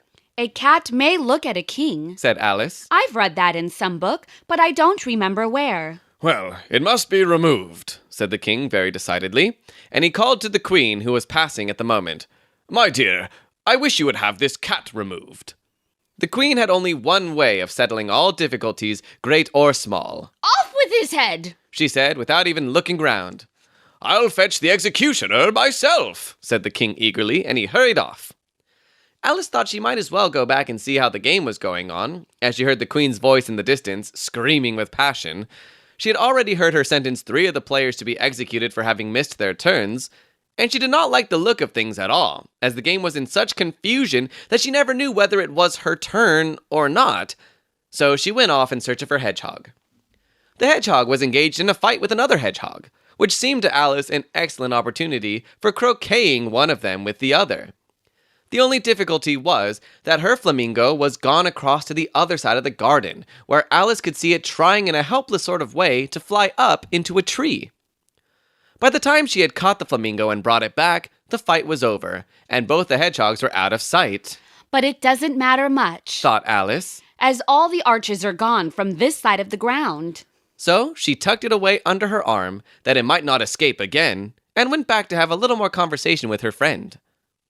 When she got back to the Cheshire Cat, she was surprised to find quite a large crowd collected round it. There was a dispute going on between the executioner, the king, and the queen, who were all talking at once, while all the rest were quite silent and looked very uncomfortable. The moment Alice appeared, she was appealed to by all three to settle the question, and they repeated their arguments to her. Though, as they all spoke at once, she found it very hard to make out exactly what they said. The executioner's argument was that you couldn't cut off a head unless there was a body to cut it off from, that he had never had to do such a thing before, and he wasn't going to begin at his time of life. The king's argument was that anything that had a head could be beheaded, and that you weren't to talk nonsense. The queen's argument was that, if something wasn't done about it in less than no time, she'd have everybody executed all round. It was this last remark that had made the whole party look so grave and anxious. Alice could think of nothing else to say, but... It belongs to the Duchess. You'd better ask her about it. She's in prison! the queen said to the executioner, Fetch her here! and the executioner went off like an arrow. The cat's head began fading away the moment he was gone, and by the time he had come back with the Duchess, it had entirely disappeared. So the king and the executioner ran wildly up and down looking for it, while the rest of the party went back to the game. Chapter 9, The Mock Turtle Story. You can't think how glad I am to see you again, you dear old thing, said the Duchess as she tucked her arm affectionately into Alice's, and they walked off together. Alice was very glad to find her in such a pleasant temper, and thought to herself that perhaps it was only the pepper that had made her so savage when they met in the kitchen. When I'm a duchess, She said to herself, not in a very hopeful tone, though. I won't have any pepper in my kitchen at all. Soup does very well without. Maybe it's always pepper that makes people hot-tempered. She went on, very much pleased at having found out a new kind of rule. And vinegar that makes them sour. And chamomile that makes them bitter. And barley sugar and such things that make children sweet-tempered. I only wish people knew that. Then they wouldn't be so stingy about it, you know. She had quite forgotten the Duchess by this time, and was a little startled when she heard her voice close to her ear. You're thinking about something, my dear, and that makes you forget to talk. I can't tell you just now what the moral of that is, but I shall remember it in a bit. Perhaps it hasn't one. Alice ventured to remark. Tut, tut, child, said the Duchess. Everything's got a moral, if only you can find it. And she squeezed herself up closer to Alice's side as she spoke. Alice did not much like her keeping so close to her, first, because the Duchess was very ugly, and secondly, because she was exactly the right height to rest her chin on Alice's shoulder, and it was an uncomfortably sharp chin. However, she did not like to be rude, so she bore it as well as she could. The game's going on rather better now, she said, by way of keeping up the conversation a little. "'Tis so," said the Duchess, "and the moral of that is, oh, 'tis love that makes the world go round." Somebody said, Alice whispered, that it's done by everybody minding their own business. "Ah, well, it means much the same thing," said the Duchess, digging her sharp little chin into Alice's shoulder as she added, "and the moral of that is, take care of the sense, and the sounds will take care of themselves." How fond she is of finding morals in things. Alice thought to herself. "I dare say you're wondering why I don't put my arm round your waist," the Duchess said, after a pause. "The reason is that I'm doubtful about the temper of your flamingo. Shall I try the experiment?" He might bite. Alice cautiously replied, not feeling at all anxious to have the experiment tried. "Very true," said the Duchess. "Flamingos and mustard both bite, and the moral of that is, birds of a feather flock together." Only mustard isn't a bird. Alice remarked. Right, as usual, said the Duchess. What a clear way you have of putting things, It's a mineral, I think. said Alice. Of course it is, said the Duchess, who seemed ready to agree to everything that Alice said. There's a large mustard mine near here, and the moral of that is, the more there is of mine, the less there is of yours, Oh, I know. exclaimed Alice, who had not attended to this last remark. It's a vegetable. It doesn't look like one, but it is. I quite agree with you, said the Duchess, and the moral of that is, be what you would seem to be. Or, if you'd like it put more simply, never imagine yourself not to be otherwise than what it might appear to others that what you were or might have been was not otherwise than what you had been would have appeared to them to be otherwise. I think I should understand that better Alice said, very politely. if I had it written down, but I can't quite follow it as you say it. That's nothing to what I could say if I chose, the Duchess replied in a pleased tone. Pray, don't trouble yourself to say it any longer than that, Said Alice. Oh, don't talk about trouble, said the Duchess. I make you a present of everything I've said as yet, A cheap sort of present. thought Alice. I'm glad people don't give birthday presents like that. But she did not venture to say it out loud. Thinking again, the Duchess asked, with another dig of her sharp little chin. I've a right to think. Said Alice sharply, for she was beginning to feel a little worried. Just about as much right, said the Duchess, as pigs have to fly. And the moral... But here, to Alice's great surprise, the Duchess's voice died away, even in the middle of her favorite word, moral, and the arm that was linked into hers began to tremble. Alice looked up, and there stood the Queen in front of them, with her arms folded, frowning like a thunderstorm. A fine day, Your Majesty, the Duchess began in a low, weak voice. Now I give you fair warning. Shouted the Queen, stamping on the ground as she spoke. Either you or your head must be off, and that's in about half no time. Take your choice. The Duchess took her choice, and was gone in a moment. Let's go on with the game. The Queen said to Alice, and Alice was too much frightened to say a word, but slowly followed her back to the croquet ground. The other guests had taken advantage of the Queen's absence and were resting in the shade. However, the moment they saw her, they hurried back to the game, the Queen merely remarking that a moment's delay would cost them their lives. All the time they were playing, the Queen never left off quarreling with the other players and shouting, Off with his head. or... Off with her head. Those whom she sentenced were taken into custody by the soldiers, who, of course, had to leave off being arches to do this, so that, by the end of half an hour or so, there were no arches left, and all the players, except the King, the Queen, and Alice, were in custody and under sentence of execution. Then the Queen left off, quite out of breath, and said to Alice, Have you seen the mock turtle yet? No, said Alice. I don't even know what a mock turtle is. It's the thing mock turtle soup is made from, said the Queen. I never saw one or heard of one. Said Alice. Come on then, Said the Queen. and he shall tell you his history. As they walked off together, Alice heard the King say in a low voice to the company generally, You are all pardoned. Come, that's a good thing. She said to herself, for she had felt quite unhappy at the number of executions the Queen had ordered. They very soon came upon a griffin, lying fast asleep in the sun. If you don't know what a griffin is, Google it.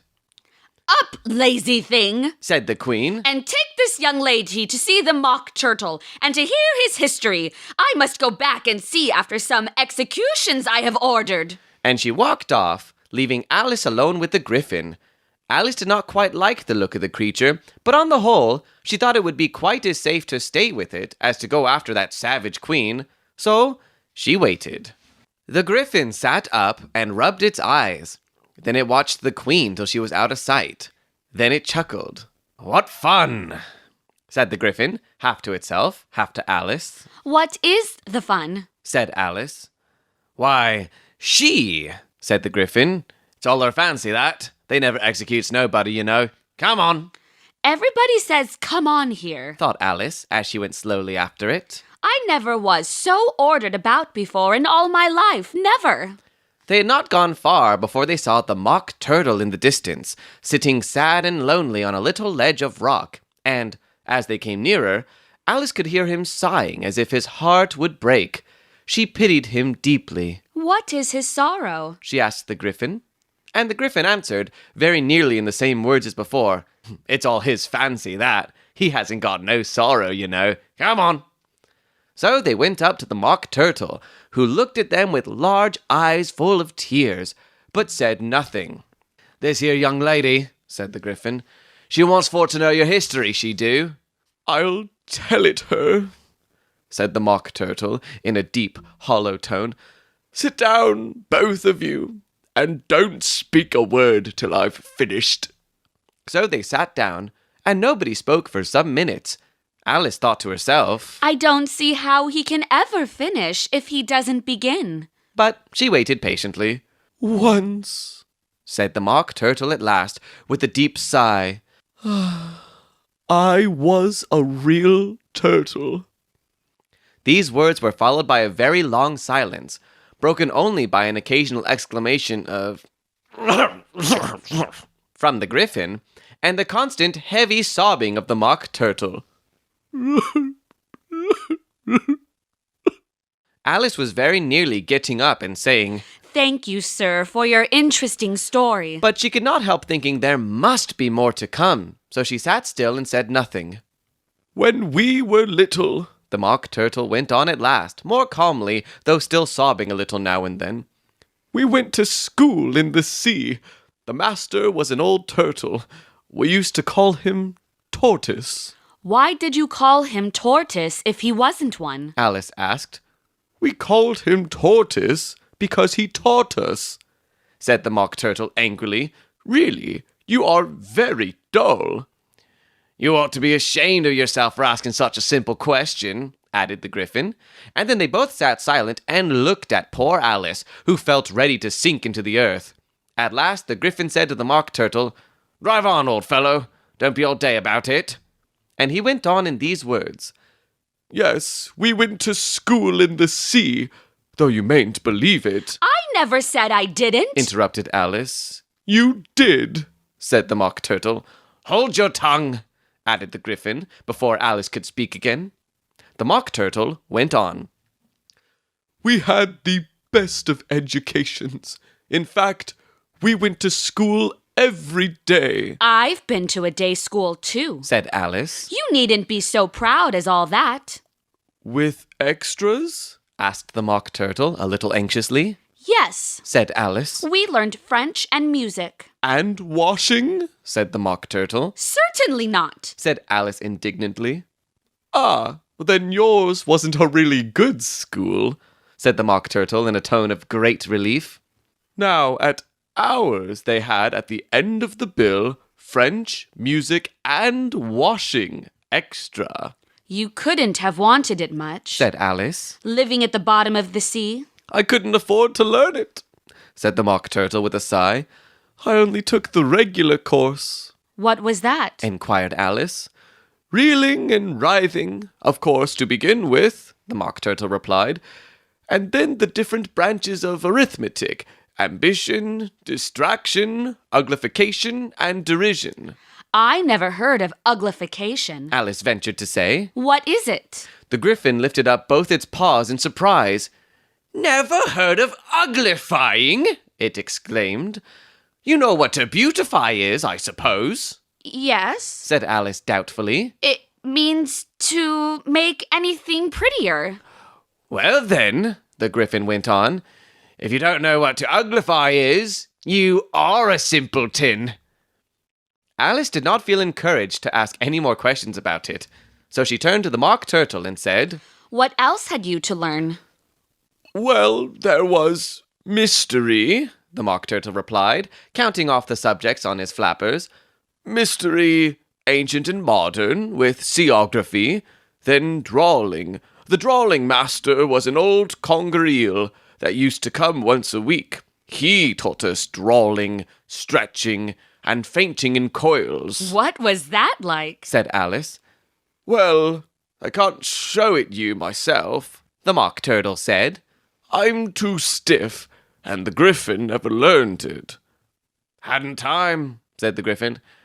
I went to the classical master, though. He was an old crab, he was. I never went to him. I never went to him, the Mock Turtle said with a sigh. He taught laughing and grief, they used to say. So he did, said the Griffin, sighing in his turn, and both creatures hid their faces in their paws. And how many hours a day did you do lessons? Said Alice, in a hurry to change the subject.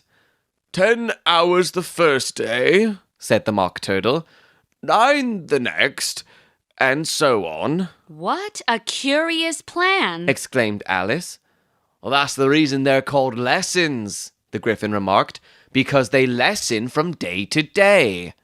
This was quite a new idea to Alice, and she thought it over a little before she made her next remark. Then the 11th day must have been a holiday? Of course it was, said the Mock Turtle. And how did you manage on the 12th? Alice went on eagerly. Well, that's enough about lessons, the Griffin interrupted in a very decided tone. Tell us something about the games now. Chapter 10. The Lobster Quadrille. The Mock Turtle sighed deeply and drew the back of one flapper across his eyes. He looked at Alice and tried to speak, but for a minute or two, sobs choked his voice. Same as if he had a bone in his throat, said the Griffin, and it set to work shaking him and punching him in the back. At last, the Mock Turtle recovered his voice, and, with tears running down his cheeks, he went on again.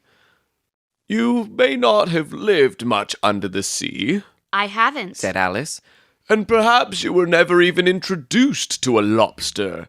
Alice began to say, I once tasted, but checked herself hastily and said, No, never. So you can have no idea what a delightful thing a lobster quadrille is. No, indeed, said Alice. What sort of a dance is it? Why, said the Griffin, you must first form into a line along the seashore. 2 lines, cried the Mock Turtle. Seals, turtles, salmon, and so on. Then, when you've cleared all the jellyfish out of the way. That generally takes some time, interrupted the Griffin. You advance twice. Each with a lobster as a partner, cried the Griffin. Of course, the Mock Turtle said. Advance twice, set to partners, change lobsters, and retire in the same order, continued the Griffin. Then, you know, the Mock Turtle went on, you throw the lobsters, shouted the Griffin, with a bound into the air. As far out to sea as you can. Swim after them, screamed the Griffin. Turn a somersault in the sea, cried the Mock Turtle, capering wildly about. Change lobsters again, yelled the Griffin at the top of its voice. Back to land again, and, well, that's all the first figure, said the Mock Turtle, suddenly dropping his voice, and the two creatures, who had been jumping about like mad things all this time, sat down again very sadly and quietly, and looked at Alice. It must be a very pretty dance, said Alice timidly. Would you like to see a little of it? Said the Mock Turtle. Very much indeed, said Alice. Well, come, let's try the first figure, said the Mock Turtle to the Griffin. We can do it without lobsters, you know. Which shall sing? Oh, you sing, said the Griffin. I've forgotten the words. So they began solemnly dancing round and round Alice, every now and then treading on her toes when they passed too close, and waving their forepaws to mark the time, while the Mock Turtle sang this, very slowly and sadly. Will you walk a little faster, said a whiting to a snail. There's a porpoise close behind us, and he's treading on my tail. See how eagerly the lobsters and the turtles all advance. They are waiting on the shingle. Will you come and join the dance? Will you, won't you, will you, won't you, will you join the dance? Will you, won't you, will you, won't you join the dance? You can really have no notion how delightful it will be when they take us up and throw us with the lobsters out to sea. But the snail replied, too far, and gave a look askance. Said he thanked the whiting kindly, but he would not join the dance. Would not could not, would not, could not, would not join the dance. Would not, could not, would not, could not, would not join the dance. What matters it how far we go? His scaly friend replied. There is another shore, you know, upon the other side. The further off from England, the nearer is to France. Then turn not pale, beloved snail, but come and join the dance.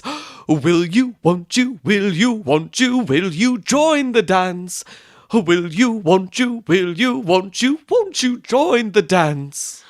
Thank you. It's a very interesting dance to watch. said Alice, feeling very glad that it was over at last. And I do so like that curious song about the whiting. Oh, as to the whiting, said the Mock Turtle. you've seen them, of course, Yes, Said Alice. I've often seen them at She checked herself hastily. I don't know where Din may be, said the Mock Turtle, but if you've seen them so often, of course you know what they're like. I believe so. Alice replied thoughtfully. They have their tails in their mouths, and they're all over crumbs. You're wrong about the crumbs, said the Mock Turtle. Crumbs would all wash off in the sea, but they have their tails in their mouths, and the reason is... Here the Mock Turtle yawned and shut his eyes. Tell her about the reason and all that, He said to the Griffin. The reason is, said the Griffin, that they would go with the lobsters to the dance, so they got thrown out to sea, so they had to fall a long way, so they got their tails fast in their mouths, so they couldn't get them out again, that's all. Thank you. Said Alice. It's very interesting. I never knew so much about a whiting before. I could tell you more than that if you like, said the Griffin. Do you know why it's called a whiting? I never thought about it. Said Alice. Why? It does the boots and shoes, the Griffin replied very solemnly. Alice was thoroughly puzzled. Does the boots and shoes? She repeated in a wondering tone. Why, what are your shoes done with? Said the Griffin. I mean, what makes them so shiny? Alice looked down at them and considered a little before she gave her answer. They're done with blacking, I believe. Boots and shoes under the sea, The Griffin went on in a deep voice, are done with whiting. Now you know. And what are they made of? Alice asked in a tone of great curiosity. Soles and eels, of course, The Griffin replied, rather impatiently. Any shrimp could have told you that. If I'd been the whiting, Said Alice, whose thoughts were still running on the song. I'd have said to the porpoise, "Keep back, please. We don't want you with us." They were obliged to have him with them, the Mock Turtle said. No wise fish would go anywhere without a porpoise, Wouldn't it really? Said Alice in a tone of great surprise. Of course not, Said the Mock Turtle. Why, if a fish came to me and told me he was going a journey, I should say, with what porpoise? Don't you mean purpose? Said Alice. I mean what I say. The Mock Turtle replied in an offended tone, and the Griffin added, Come, let's hear some of your adventures. I could tell you my adventures, beginning from this morning. Said Alice a little timidly. But it's no use going back to yesterday, because I was a different person then. Explain all that, Said the Mock Turtle.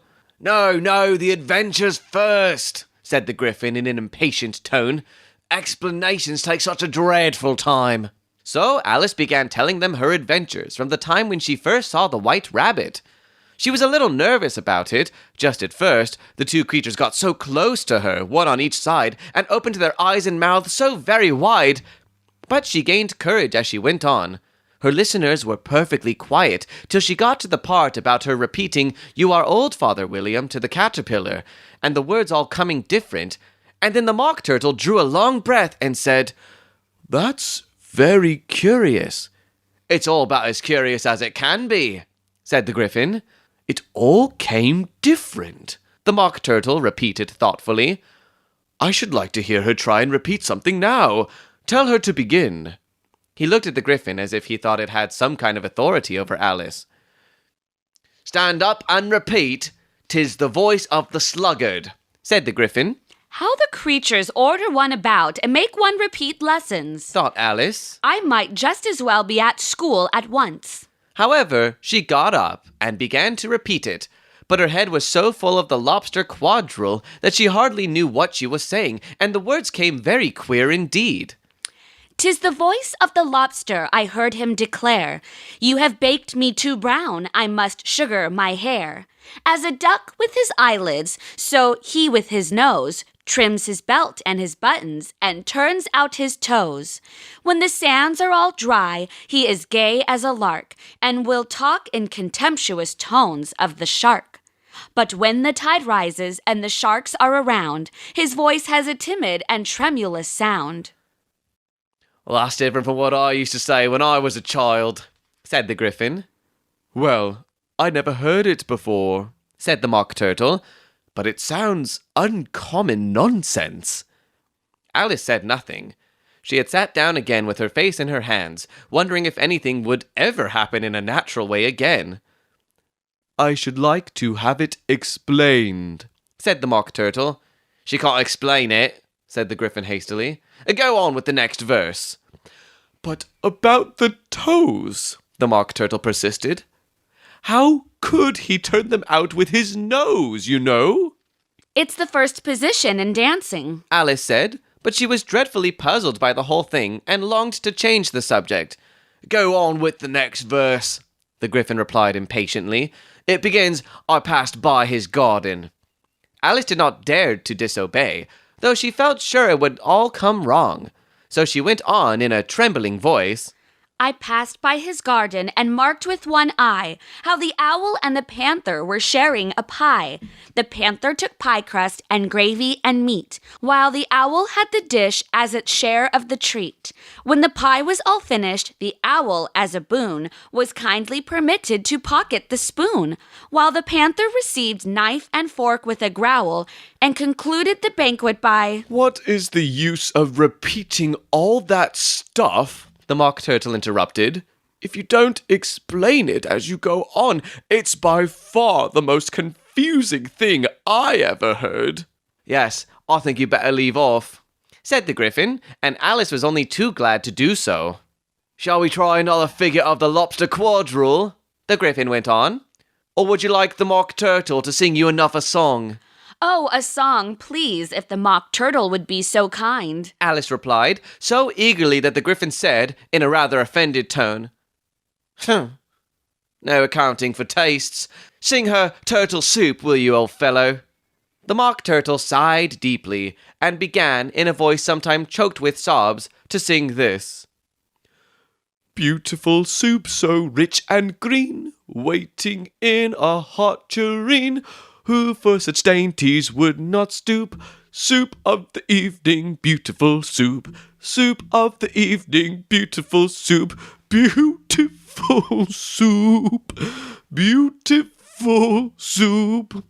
Soup of the evening, beautiful, beautiful soup." Beautiful soup, who cares for fish, game, or any other dish? Who would not give all else for 2 pennyworth only of beautiful soup?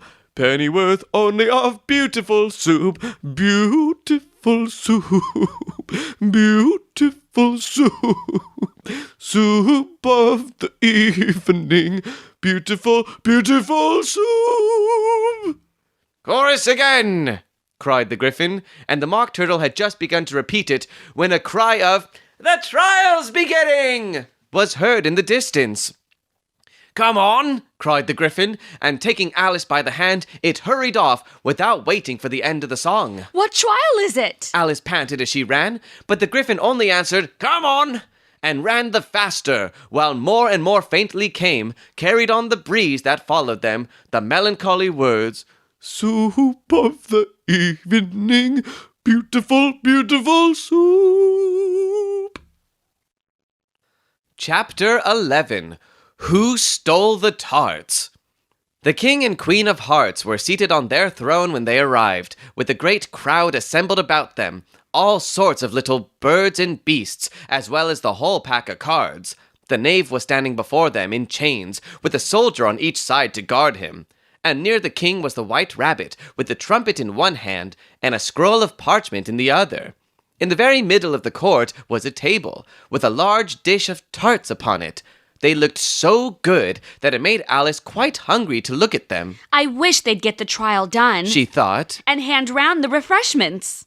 But there seemed to be no chance of this, so she began looking at everything about her to pass away the time. Alice had never been in a court of justice before, but she had read about them in books, and she was quite pleased to find that she knew the name of nearly everything there. That's the judge, She said to herself. because of his great wig. The judge, by the way, was the king, and as he wore his crown over the wig, you may want to look this one up online if you want to see precisely how he did it. He did not look at all comfortable, and it was certainly not becoming. And that's the jury box. Thought Alice. And those 12 creatures. She was obliged to say creatures, you see, because some of them were animals and some were birds. I suppose they are the jurors. She said this last word 2 or 3 times over to herself, being rather proud of it, for she thought, and rightly too, that very few little girls of her age knew the meaning of it at all. However, jurymen would have done just as well. The 12 jurors were all writing very busily on slates. What are they doing? Alice whispered to the griffin. They can't have anything to put down yet before the trial's begun. They're putting down their names, the griffin whispered in reply, for fear they should forget them before the end of the trial. Stupid things. Alice began in a loud, indignant voice, but she stopped herself hastily, for the white rabbit cried out, "Silence in the court!" And the king put on his spectacles and looked anxiously round to make out who was talking. Alice could see, as well as if she were looking over their shoulders, that all the jurors were writing down stupid things on their slates, and she could even make out that one of them didn't know how to spell stupid, and that he had to ask his neighbor to tell him. A nice muddle their slates'll be in before the trial's over, thought Alice. One of the jurors had a pencil that squeaked. This, of course, Alice could not stand, and she went round the court and got behind him, and very soon found an opportunity of taking it away. She did it so quickly that the poor little juror, it was Bill the lizard, could not make out at all what had become of it. So, after hunting all about for it, he was obliged to write with one finger for the rest of the day, and this was of very little use, as it left no mark on the slate. "Herald, read the accusation," said the king. On this, the white rabbit blew 3 blasts on the trumpet, and then unrolled the parchment scroll, and read as follows. "The Queen of Hearts, she made some tarts all on a summer day. The Knave of Hearts, he stole those tarts, and took them quite away."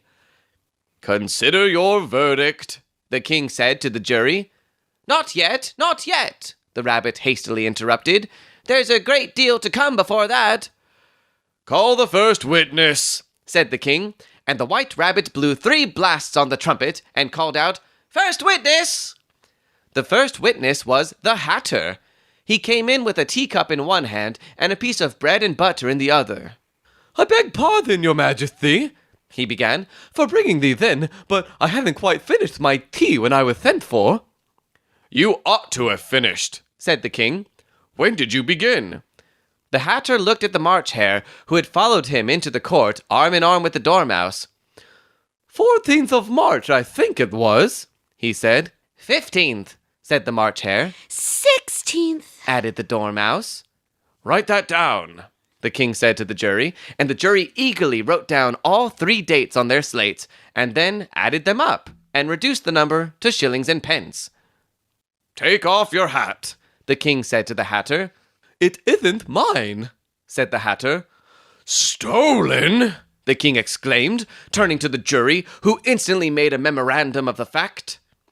"I keep them to sell," the Hatter added as an explanation. "I've none of my own. I'm a hatter." Here the queen put on her spectacles and began staring hard at the Hatter, who turned pale and fidgeted. "Give your evidence," said the king. "and don't be nervous or I'll have you executed on the spot." This did not seem to encourage the witness at all. He kept shifting from one foot to the other, looking uneasily at the queen, and in his confusion he bit a large piece out of his teacup instead of the bread and butter. Just at this moment, Alice felt a very curious sensation, which puzzled her a good deal until she made out what it was. She was beginning to grow larger again, and she thought at first she would get up and leave the court. But on second thoughts, she decided to remain where she was as long as there was room for her. I wish you wouldn't squeeze so, said the Dormouse, who was sitting next to her. I can hardly breathe. I can't help it, said Alice very meekly. I'm growing. You have no right to grow here, said the Dormouse. Don't talk nonsense, said Alice more boldly. You know you're growing too. Yes, but I grow at a reasonable pace, said the Dormouse. Not in that ridiculous fashion. And he got up very sulkily and crossed over to the other side of the court. All this time, the Queen had never left off staring at the Hatter, and, just as the Dormouse crossed the court, she said to one of the officers of the court, Bring me the list of singers in the last concert. On which the wretched Hatter trembled so that he shook off both his shoes. Give your evidence, the king repeated angrily, or I'll have you executed, whether you're nervous or not. I'm a poor man, your majesty, the Hatter began in a trembling voice. And I hadn't begun my tea, not above a week or so, and what with the bread and butter getting so thin, and the twinkling of the tea... The twinkling of the what? said the king. It began with the tea, the Hatter replied. Of course twinkling begins with a T, said the king sharply. Do you take me for a dunce? Go on. I'm a poor man, the Hatter went on, and most things twinkled after that, only the March Hare said, I didn't, the March Hare interrupted in a great hurry. You did, said the Hatter. I deny it, said the March Hare. He denies it, said the king. Leave out that part.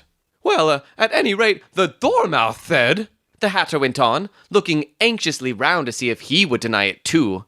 But the Dormouse denied nothing, being fast asleep. After that, continued the Hatter, I cut some more bread and butter. But what did the Dormouse say? One of the jury asked. Well, that I can't remember, said the Hatter. You must remember, remarked the king, or I'll have you executed. The miserable Hatter dropped his teacup and bread and butter and went down on one knee. I'm a poor man, your majesty, he began. You're a very poor speaker, said the king. Here one of the guinea pigs cheered, Hooray! and was immediately suppressed by the officers of the court. As that is a rather hard word, I will just explain to you how it was done. They had a large canvas bag, which tied up at the mouth with strings. Into this they slipped the guinea pig, head first, and then sat upon it. I'm glad I've seen that done, thought Alice. I've so often read in the newspapers at the end of trials, there was some attempt at applause which was immediately suppressed by the officers of the court, and I never understood what it meant till now. If that's all you know about it, you may stand down, continued the king. Well, I can't go no lower, said the Hatter. I'm on the floor as it is. Then you may sit down, the king replied. Here the other guinea pig cheered, and was suppressed. Come, that finishes the guinea pigs, thought Alice. Now we shall get on better. I'd rather finish my tea, said the Hatter, with an anxious look at the Queen, who was reading the list of singers. You may go, said the king, and the Hatter hurriedly left the court without even waiting to put his shoes on. And just take his head off outside, the Queen added to one of the officers, but the Hatter was out of sight before the officer could get to the door. Call the next witness, said the king. The next witness was the Duchess's cook. She carried the pepper box in her hand, and Alice guessed who it was, even before she got into the court, by the way the people near the door began sneezing all at once. Give your evidence, said the king.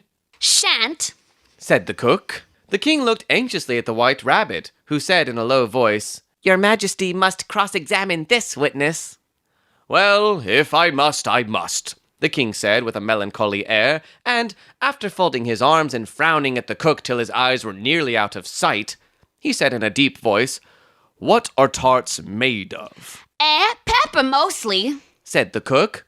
treacle, said a sleepy voice behind her. Collar that dormouse, The Queen shrieked out. Behead that dormouse! Turn that dormouse out of court! Suppress him! Pinch him! Off with his whiskers! For some minutes, the whole court was in confusion, getting the dormouse turned out, and by the time they had settled down again, the cook had disappeared. Never mind, Said the king, with an air of great relief. call the next witness. And he added in an undertone to his queen, Really, my dear, you must cross-examine the next witness. It quite makes my forehead ache. Alice watched the White Rabbit as he fumbled over the list, feeling very curious to see what the next witness would be like. For they haven't got much evidence yet. She said to herself. Imagine her surprise when the White Rabbit read out, at the top of his shrill little voice, the name Alice! Chapter 12. Alice's Evidence. Here! Cried Alice, quite forgetting in the flurry of the moment how large she had grown in the last few minutes, and she jumped up in such a hurry that she tipped over the jury box with the edge of her skirt, upsetting all the jurymen onto the heads of the crowd below, and there they lay sprawling about, reminding her very much of a globe of goldfish she had accidentally upset the week before. Oh, I beg your pardon, She exclaimed in a tone of great dismay, and began picking them up again as quickly as she could, for the accident of the goldfish kept running in her head, and she had a vague sort of idea that they must be collected at once and put back into the jury box, or they would die. The trial cannot proceed, said the king in a very grave voice, until all jurymen are back in their proper places. All, he repeated with great emphasis, looking hard at Alice as he said so. Alice looked at the jury box and saw that, in her haste, she had put the lizard in head downwards, and the poor little thing was waving its tail about in a melancholy way, being quite unable to move. She soon got it out again and put it right. Not that it signifies much, She said to herself. I should think it would be quite as much use in the trial one way up as the other. As soon as the jury had a little recovered from the shock of being upset, and their slates and pencils had been found and handed back to them, they set to work very diligently to write out a history of the accident, all except the lizard, who seemed too much overcome to do anything but sit with its mouth open, gazing up into the roof of the court. What do you know about this business? The king said to Alice. Nothing. Said Alice. Nothing whatever? Persisted the king. Nothing whatever, Said Alice. Well, that's very important. The king said, turning to the jury. They were just beginning to write this down on their slates when the White Rabbit interrupted. Unimportant, your majesty means, of course, he said in a very respectful tone, but frowning and making faces at him as he spoke. Unimportant, of course I meant, the king hastily said, and went on to himself in an undertone. Important, unimportant, unimportant, important, as if he were trying which word sounded best. Some of the jury wrote it down important, and some unimportant. Alice could see this, as she was near enough to look over their slates. but it doesn't matter a bit. She thought to herself. At this moment, the king, who had been for some time busily writing in his notebook, called out, Silence! And read out from his book, Rule 42. All persons more than a mile high to leave the court. Everybody looked at Alice. I'm not a mile high. Said Alice. You are, Said the king. Nearly 2 miles high. Added the queen. Well, I shan't go at any rate. Said Alice. Besides, that's not a regular rule. You invented it just now. It's the oldest rule in the book, Said the king. Then it ought to be number 1. Said Alice. The king turned pale and shut his notebook hastily. Consider your verdict, He said to the jury in a low, trembling voice. There's more evidence to come yet, please your majesty, said the White Rabbit, jumping up in a great hurry. This paper has just been picked up, What's in it? said the queen. I haven't opened it yet, said the White Rabbit, but it seems to be a letter written by the prisoner to somebody. It must have been that, said the king, unless it was written to nobody, which isn't usual, you know. It isn't directed at all, said the White Rabbit. In fact, there is nothing written on the outside. He unfolded the paper as he spoke and added, It isn't a letter after all. It's a set of verses. Are they in the prisoner's handwriting? Asked another of the jurymen. No, they're not, said the White Rabbit, and that's the queerest thing about it." The jury all looked puzzled. "He must have imitated somebody else's hand," said the king. The jury all brightened up again. "Please, your majesty," said the knave. "I didn't write it, and they can't prove I did. There's no name signed at the end." "If you didn't sign it," said the king, "that only makes the matter worse. You must have meant some mischief, or else you'd have signed your name like an honest man." There was a general clapping of hands at this. It was the first really clever thing the king had said that day. That proves his guilt, of course, Said the queen. So off with... It doesn't prove anything of the sort. Said Alice. Why, you don't even know what they're about. "Read them." The White Rabbit put on his spectacles. "Where shall I begin, your majesty?" he asked. "Begin at the beginning," The king said very gravely. "and go on till you come to the end. Then stop." There was dead silence in the court, whilst the White Rabbit read out these verses. "They told me you had been to her and mentioned me to him. She gave me a good character, but said I could not swim. He sent them word I had not gone, we know it to be true. If she should push the matter on, what would become of you? I gave her one, they gave him two, you gave us three or more. They all returned from him to you, though they were mine before. If I or she should chance to be involved in this affair, he trusts to you to set them free exactly as we were. My notion was that you had been, before she had this fit, an obstacle that came between him, ourselves, and it. Don't let him know she liked them best, for this must ever be a secret kept from all the rest between yourself and me." "That's the most important piece of evidence we've heard yet," said the king, rubbing his hands. "So now, let the jury—" If any one of them can explain it. said Alice. She had grown so large in the last few minutes that she wasn't a bit afraid of interrupting him. I'll give him 6 pence. I don't believe there's an atom of meaning in it. The jury all wrote down on their slates, "She doesn't believe there's an atom of meaning in it." But none of them attempted to explain the paper. "If there's no meaning in it," said the king, "well, that saves a world of trouble, you know, as we needn't try to find any. And yet, I don't know," he went on, spreading out the verses on his knee and looking at them with one eye. "I seem to see some meaning in them, after all. Said I could not swim. Well, you can't swim, can you?"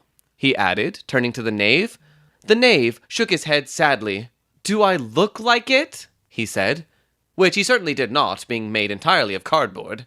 "All right so far," said the king, and he went on muttering over the verses to himself. "We know it to be true. Well, that's the jury, of course. If she should push the matter on, well, that must be the queen. What would become of you? What indeed? I gave her one, they gave him two. Why, that must be what he did with the tarts, you know." But it goes on. They all returned from him to you. said Alice. "Why, there they are," said the king triumphantly, pointing to the tarts on the table. "Nothing can be clearer than that. Then again, before she had this fit, well, you never had fits, my dear, I think," he said to the queen. Never. Said the queen, furiously, throwing an inkstand at the lizard as she spoke. The unfortunate little Bill had left off writing on his slate with one finger, as he found it made no mark, but he now hastily began again, using the ink that was trickling down his face, as long as it lasted. "Then the words don't fit you," said the king, looking round the court with a smile. There was a dead silence. "It's a pun," the king added in an angry tone, and everybody laughed. "Let the jury consider their verdict," the king said for about the 20th time that day. No, said the queen. Sentence first, verdict afterwards. Stuff and nonsense, said Alice loudly. The idea of having the sentence first? Hold your tongue, said the queen, turning purple. I won't, said Alice. Off with her head! The queen shouted at the top of her voice. Nobody moved. Who cares for you? said Alice. She had grown to her full size by this time. You're nothing but a pack of cards. At this, the whole pack rose up into the air and came flying down upon her. She gave a little scream. Ah! half of fright and half of anger, and tried to beat them off, and found herself lying on the bank, with her head in the lap of her sister, who was gently brushing away some dead leaves that had fluttered down from the trees upon her face. "Wake up, Alice dear," said her sister. "Why, what a long sleep you've had. Oh, I've had such a curious dream," said Alice, and she told her sister, as well as she could remember them, all these strange adventures of hers that you have just been listening to. And when she had finished, her sister kissed her and said, "It was a curious dream, dear, certainly. But now run in to your tea. It's getting late." So Alice got up and ran off, thinking while she ran, as well as she might, what a wonderful dream it had been. But her sister sat still just as she left her, leaning her head on her hand, watching the setting sun, and thinking of little Alice and all her wonderful adventures, till she too began dreaming after a fashion, and this was her dream. First, she dreamed of little Alice herself. Once again the tiny hands were clasped upon her knee, and the bright, eager eyes were looking up into hers. She could hear the very tones of her voice, and see that queer little toss of her head to keep back the wandering hair that would always get into her eyes. And still, as she listened, or seemed to listen, the whole place around her became alive with the strange creatures of her little sister's dream. The long grass rustled at her feet as the white rabbit hurried by. The frightened mouse splashed his way through the neighboring pool. She could hear the rattle of the teacups as the March Hare and his friends shared their never-ending meal, and the shrill voice of the Queen ordering off her unfortunate guests to execution.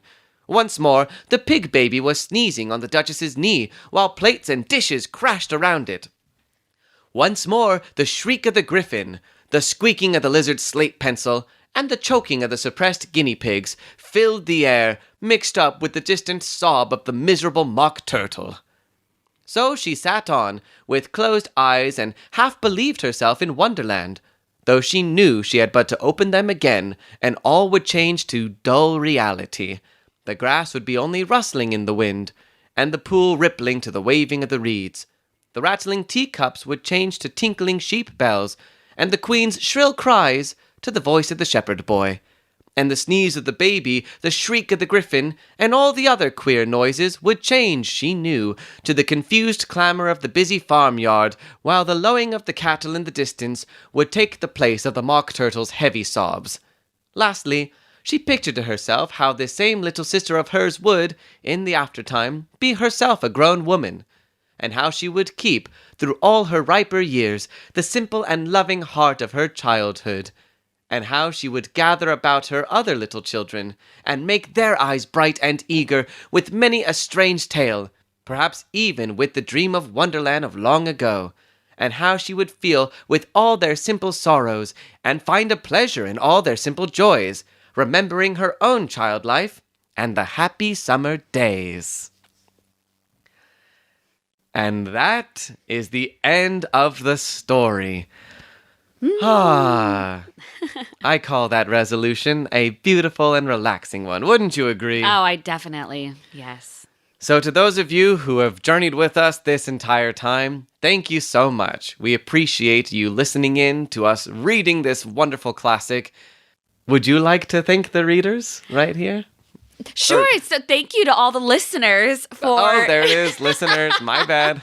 Thank you to all the listeners for tuning in and going on this adventure with us. And we really hope that you enjoyed it and look forward to reading through the looking glass and look forward to listening to Through the Looking Glass. That's right. There is that sequel. So we can look forward to that at some point in the future. If you'd like to find out more about us or our future plans or anything related to this podcast, please visit us at stjunction.com. That is ST as in StorytimeJunction.com.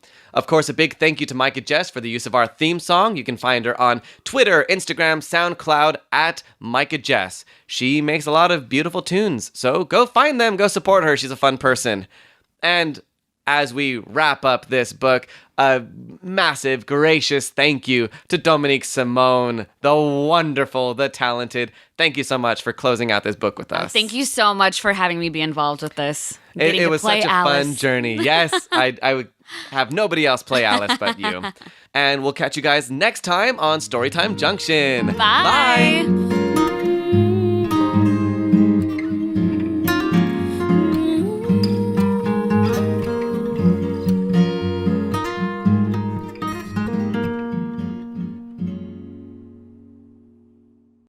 How brave they'll think all... No, it'll not... Which certainly was not their... And once she remembered trying to box her own ears for having cheated herself in a game of... Game. I'll try if I know all the things I used...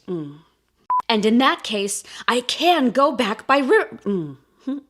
So she began again. Oui, ma chatte. Which was the first...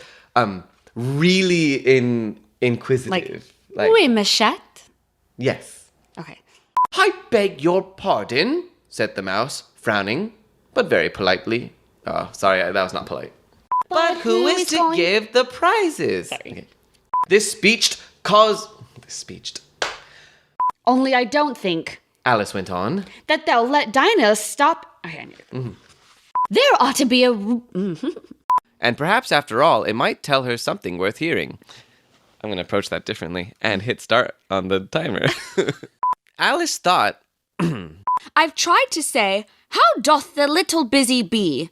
But it all came different. Well, I've tried to say, how doth the little busy bee? But it all... Okay. as there seemed to be no chance of getting her hands... You got to approach it very eloquently. It's got to flow. Yep, coffee break. Yeah. That pigeon voice was exquisite. Oh, yay. That was great. Yay, thank you. It was opened by another footman. Should I say footman or footman? I think Footman. Footman? Okay, I'm going to retake the whole thing then. That depeals. I know the book's nonsense, but we don't need to invent words. Depeals. I like that. There isn't any. Then it wasn't very civil of you to offer it. Wait. Oh, is there not a narration right there? There is, okay. I'm like Yeah, I was like, yeah, because I know you just want the exchange to happen. Okay. I believe I can... Let's all move on one place. Move one place on. Damn the syntax. She could not tell whether they were gardeners, or soldiers, or courtiers, or three of her own children. Ugh, lists, Leave off that! screamed the queen. You've made me giddy. And then turning to the road... Oh. Man, really stealing the Right? scene there, queen. Who was peeping anxiously into her face. Yes. Very. All right, testing mic for Alice's Adventures in Wonderland by Lewis Carroll. Ooh, my voice is froggy. Froggy voice. Is it good? We good? Levels? Yeah. Cool. That looks good. That looks good. Do you brew a pot? Do you have a Keurig? Pot. What's your I go-to? have 2 Keurigs and a pot and a French press. And I use all constantly. Said the Duchess, who seems ready to agree to Said the Duchess, who seemed... Said the Duchess... Oh, I lost it. There it is. Okay. She did not venture to say it out loud. Oh, that's the Duchess. Yeah, I've got a thermos that works way too well. When I brew my tea or coffee in the morning, it's not until like second period that I can actually start drinking same. it. Yeah. It's like, But oh, it equally keeps it really cold, which is nice during like hotter times yes, during the school year. yes. Come, that's a good thing. Oh, that's Alice. Oh, jeez. I was wondering who she was. Yeah, the queen would not approve of that. That makes sense. You clear to go to the next chapter? Oh, coffee. Cried the mock turtle, capering wildly about. Sorry, I lost the narrator voice. Cried the mock turtle, capering wildly about. And I do so like that curious song about the whiting. Whiting. Thank you. The king and queen of hearts were seated on their throne when they arrived, with a great crown A nice muddle their slates'll be, and... The King of Hearts, she made... You said king. Oh, shoot. Thanks for catching me. Yeah. I didn't. So off with... I do. I'm sorry.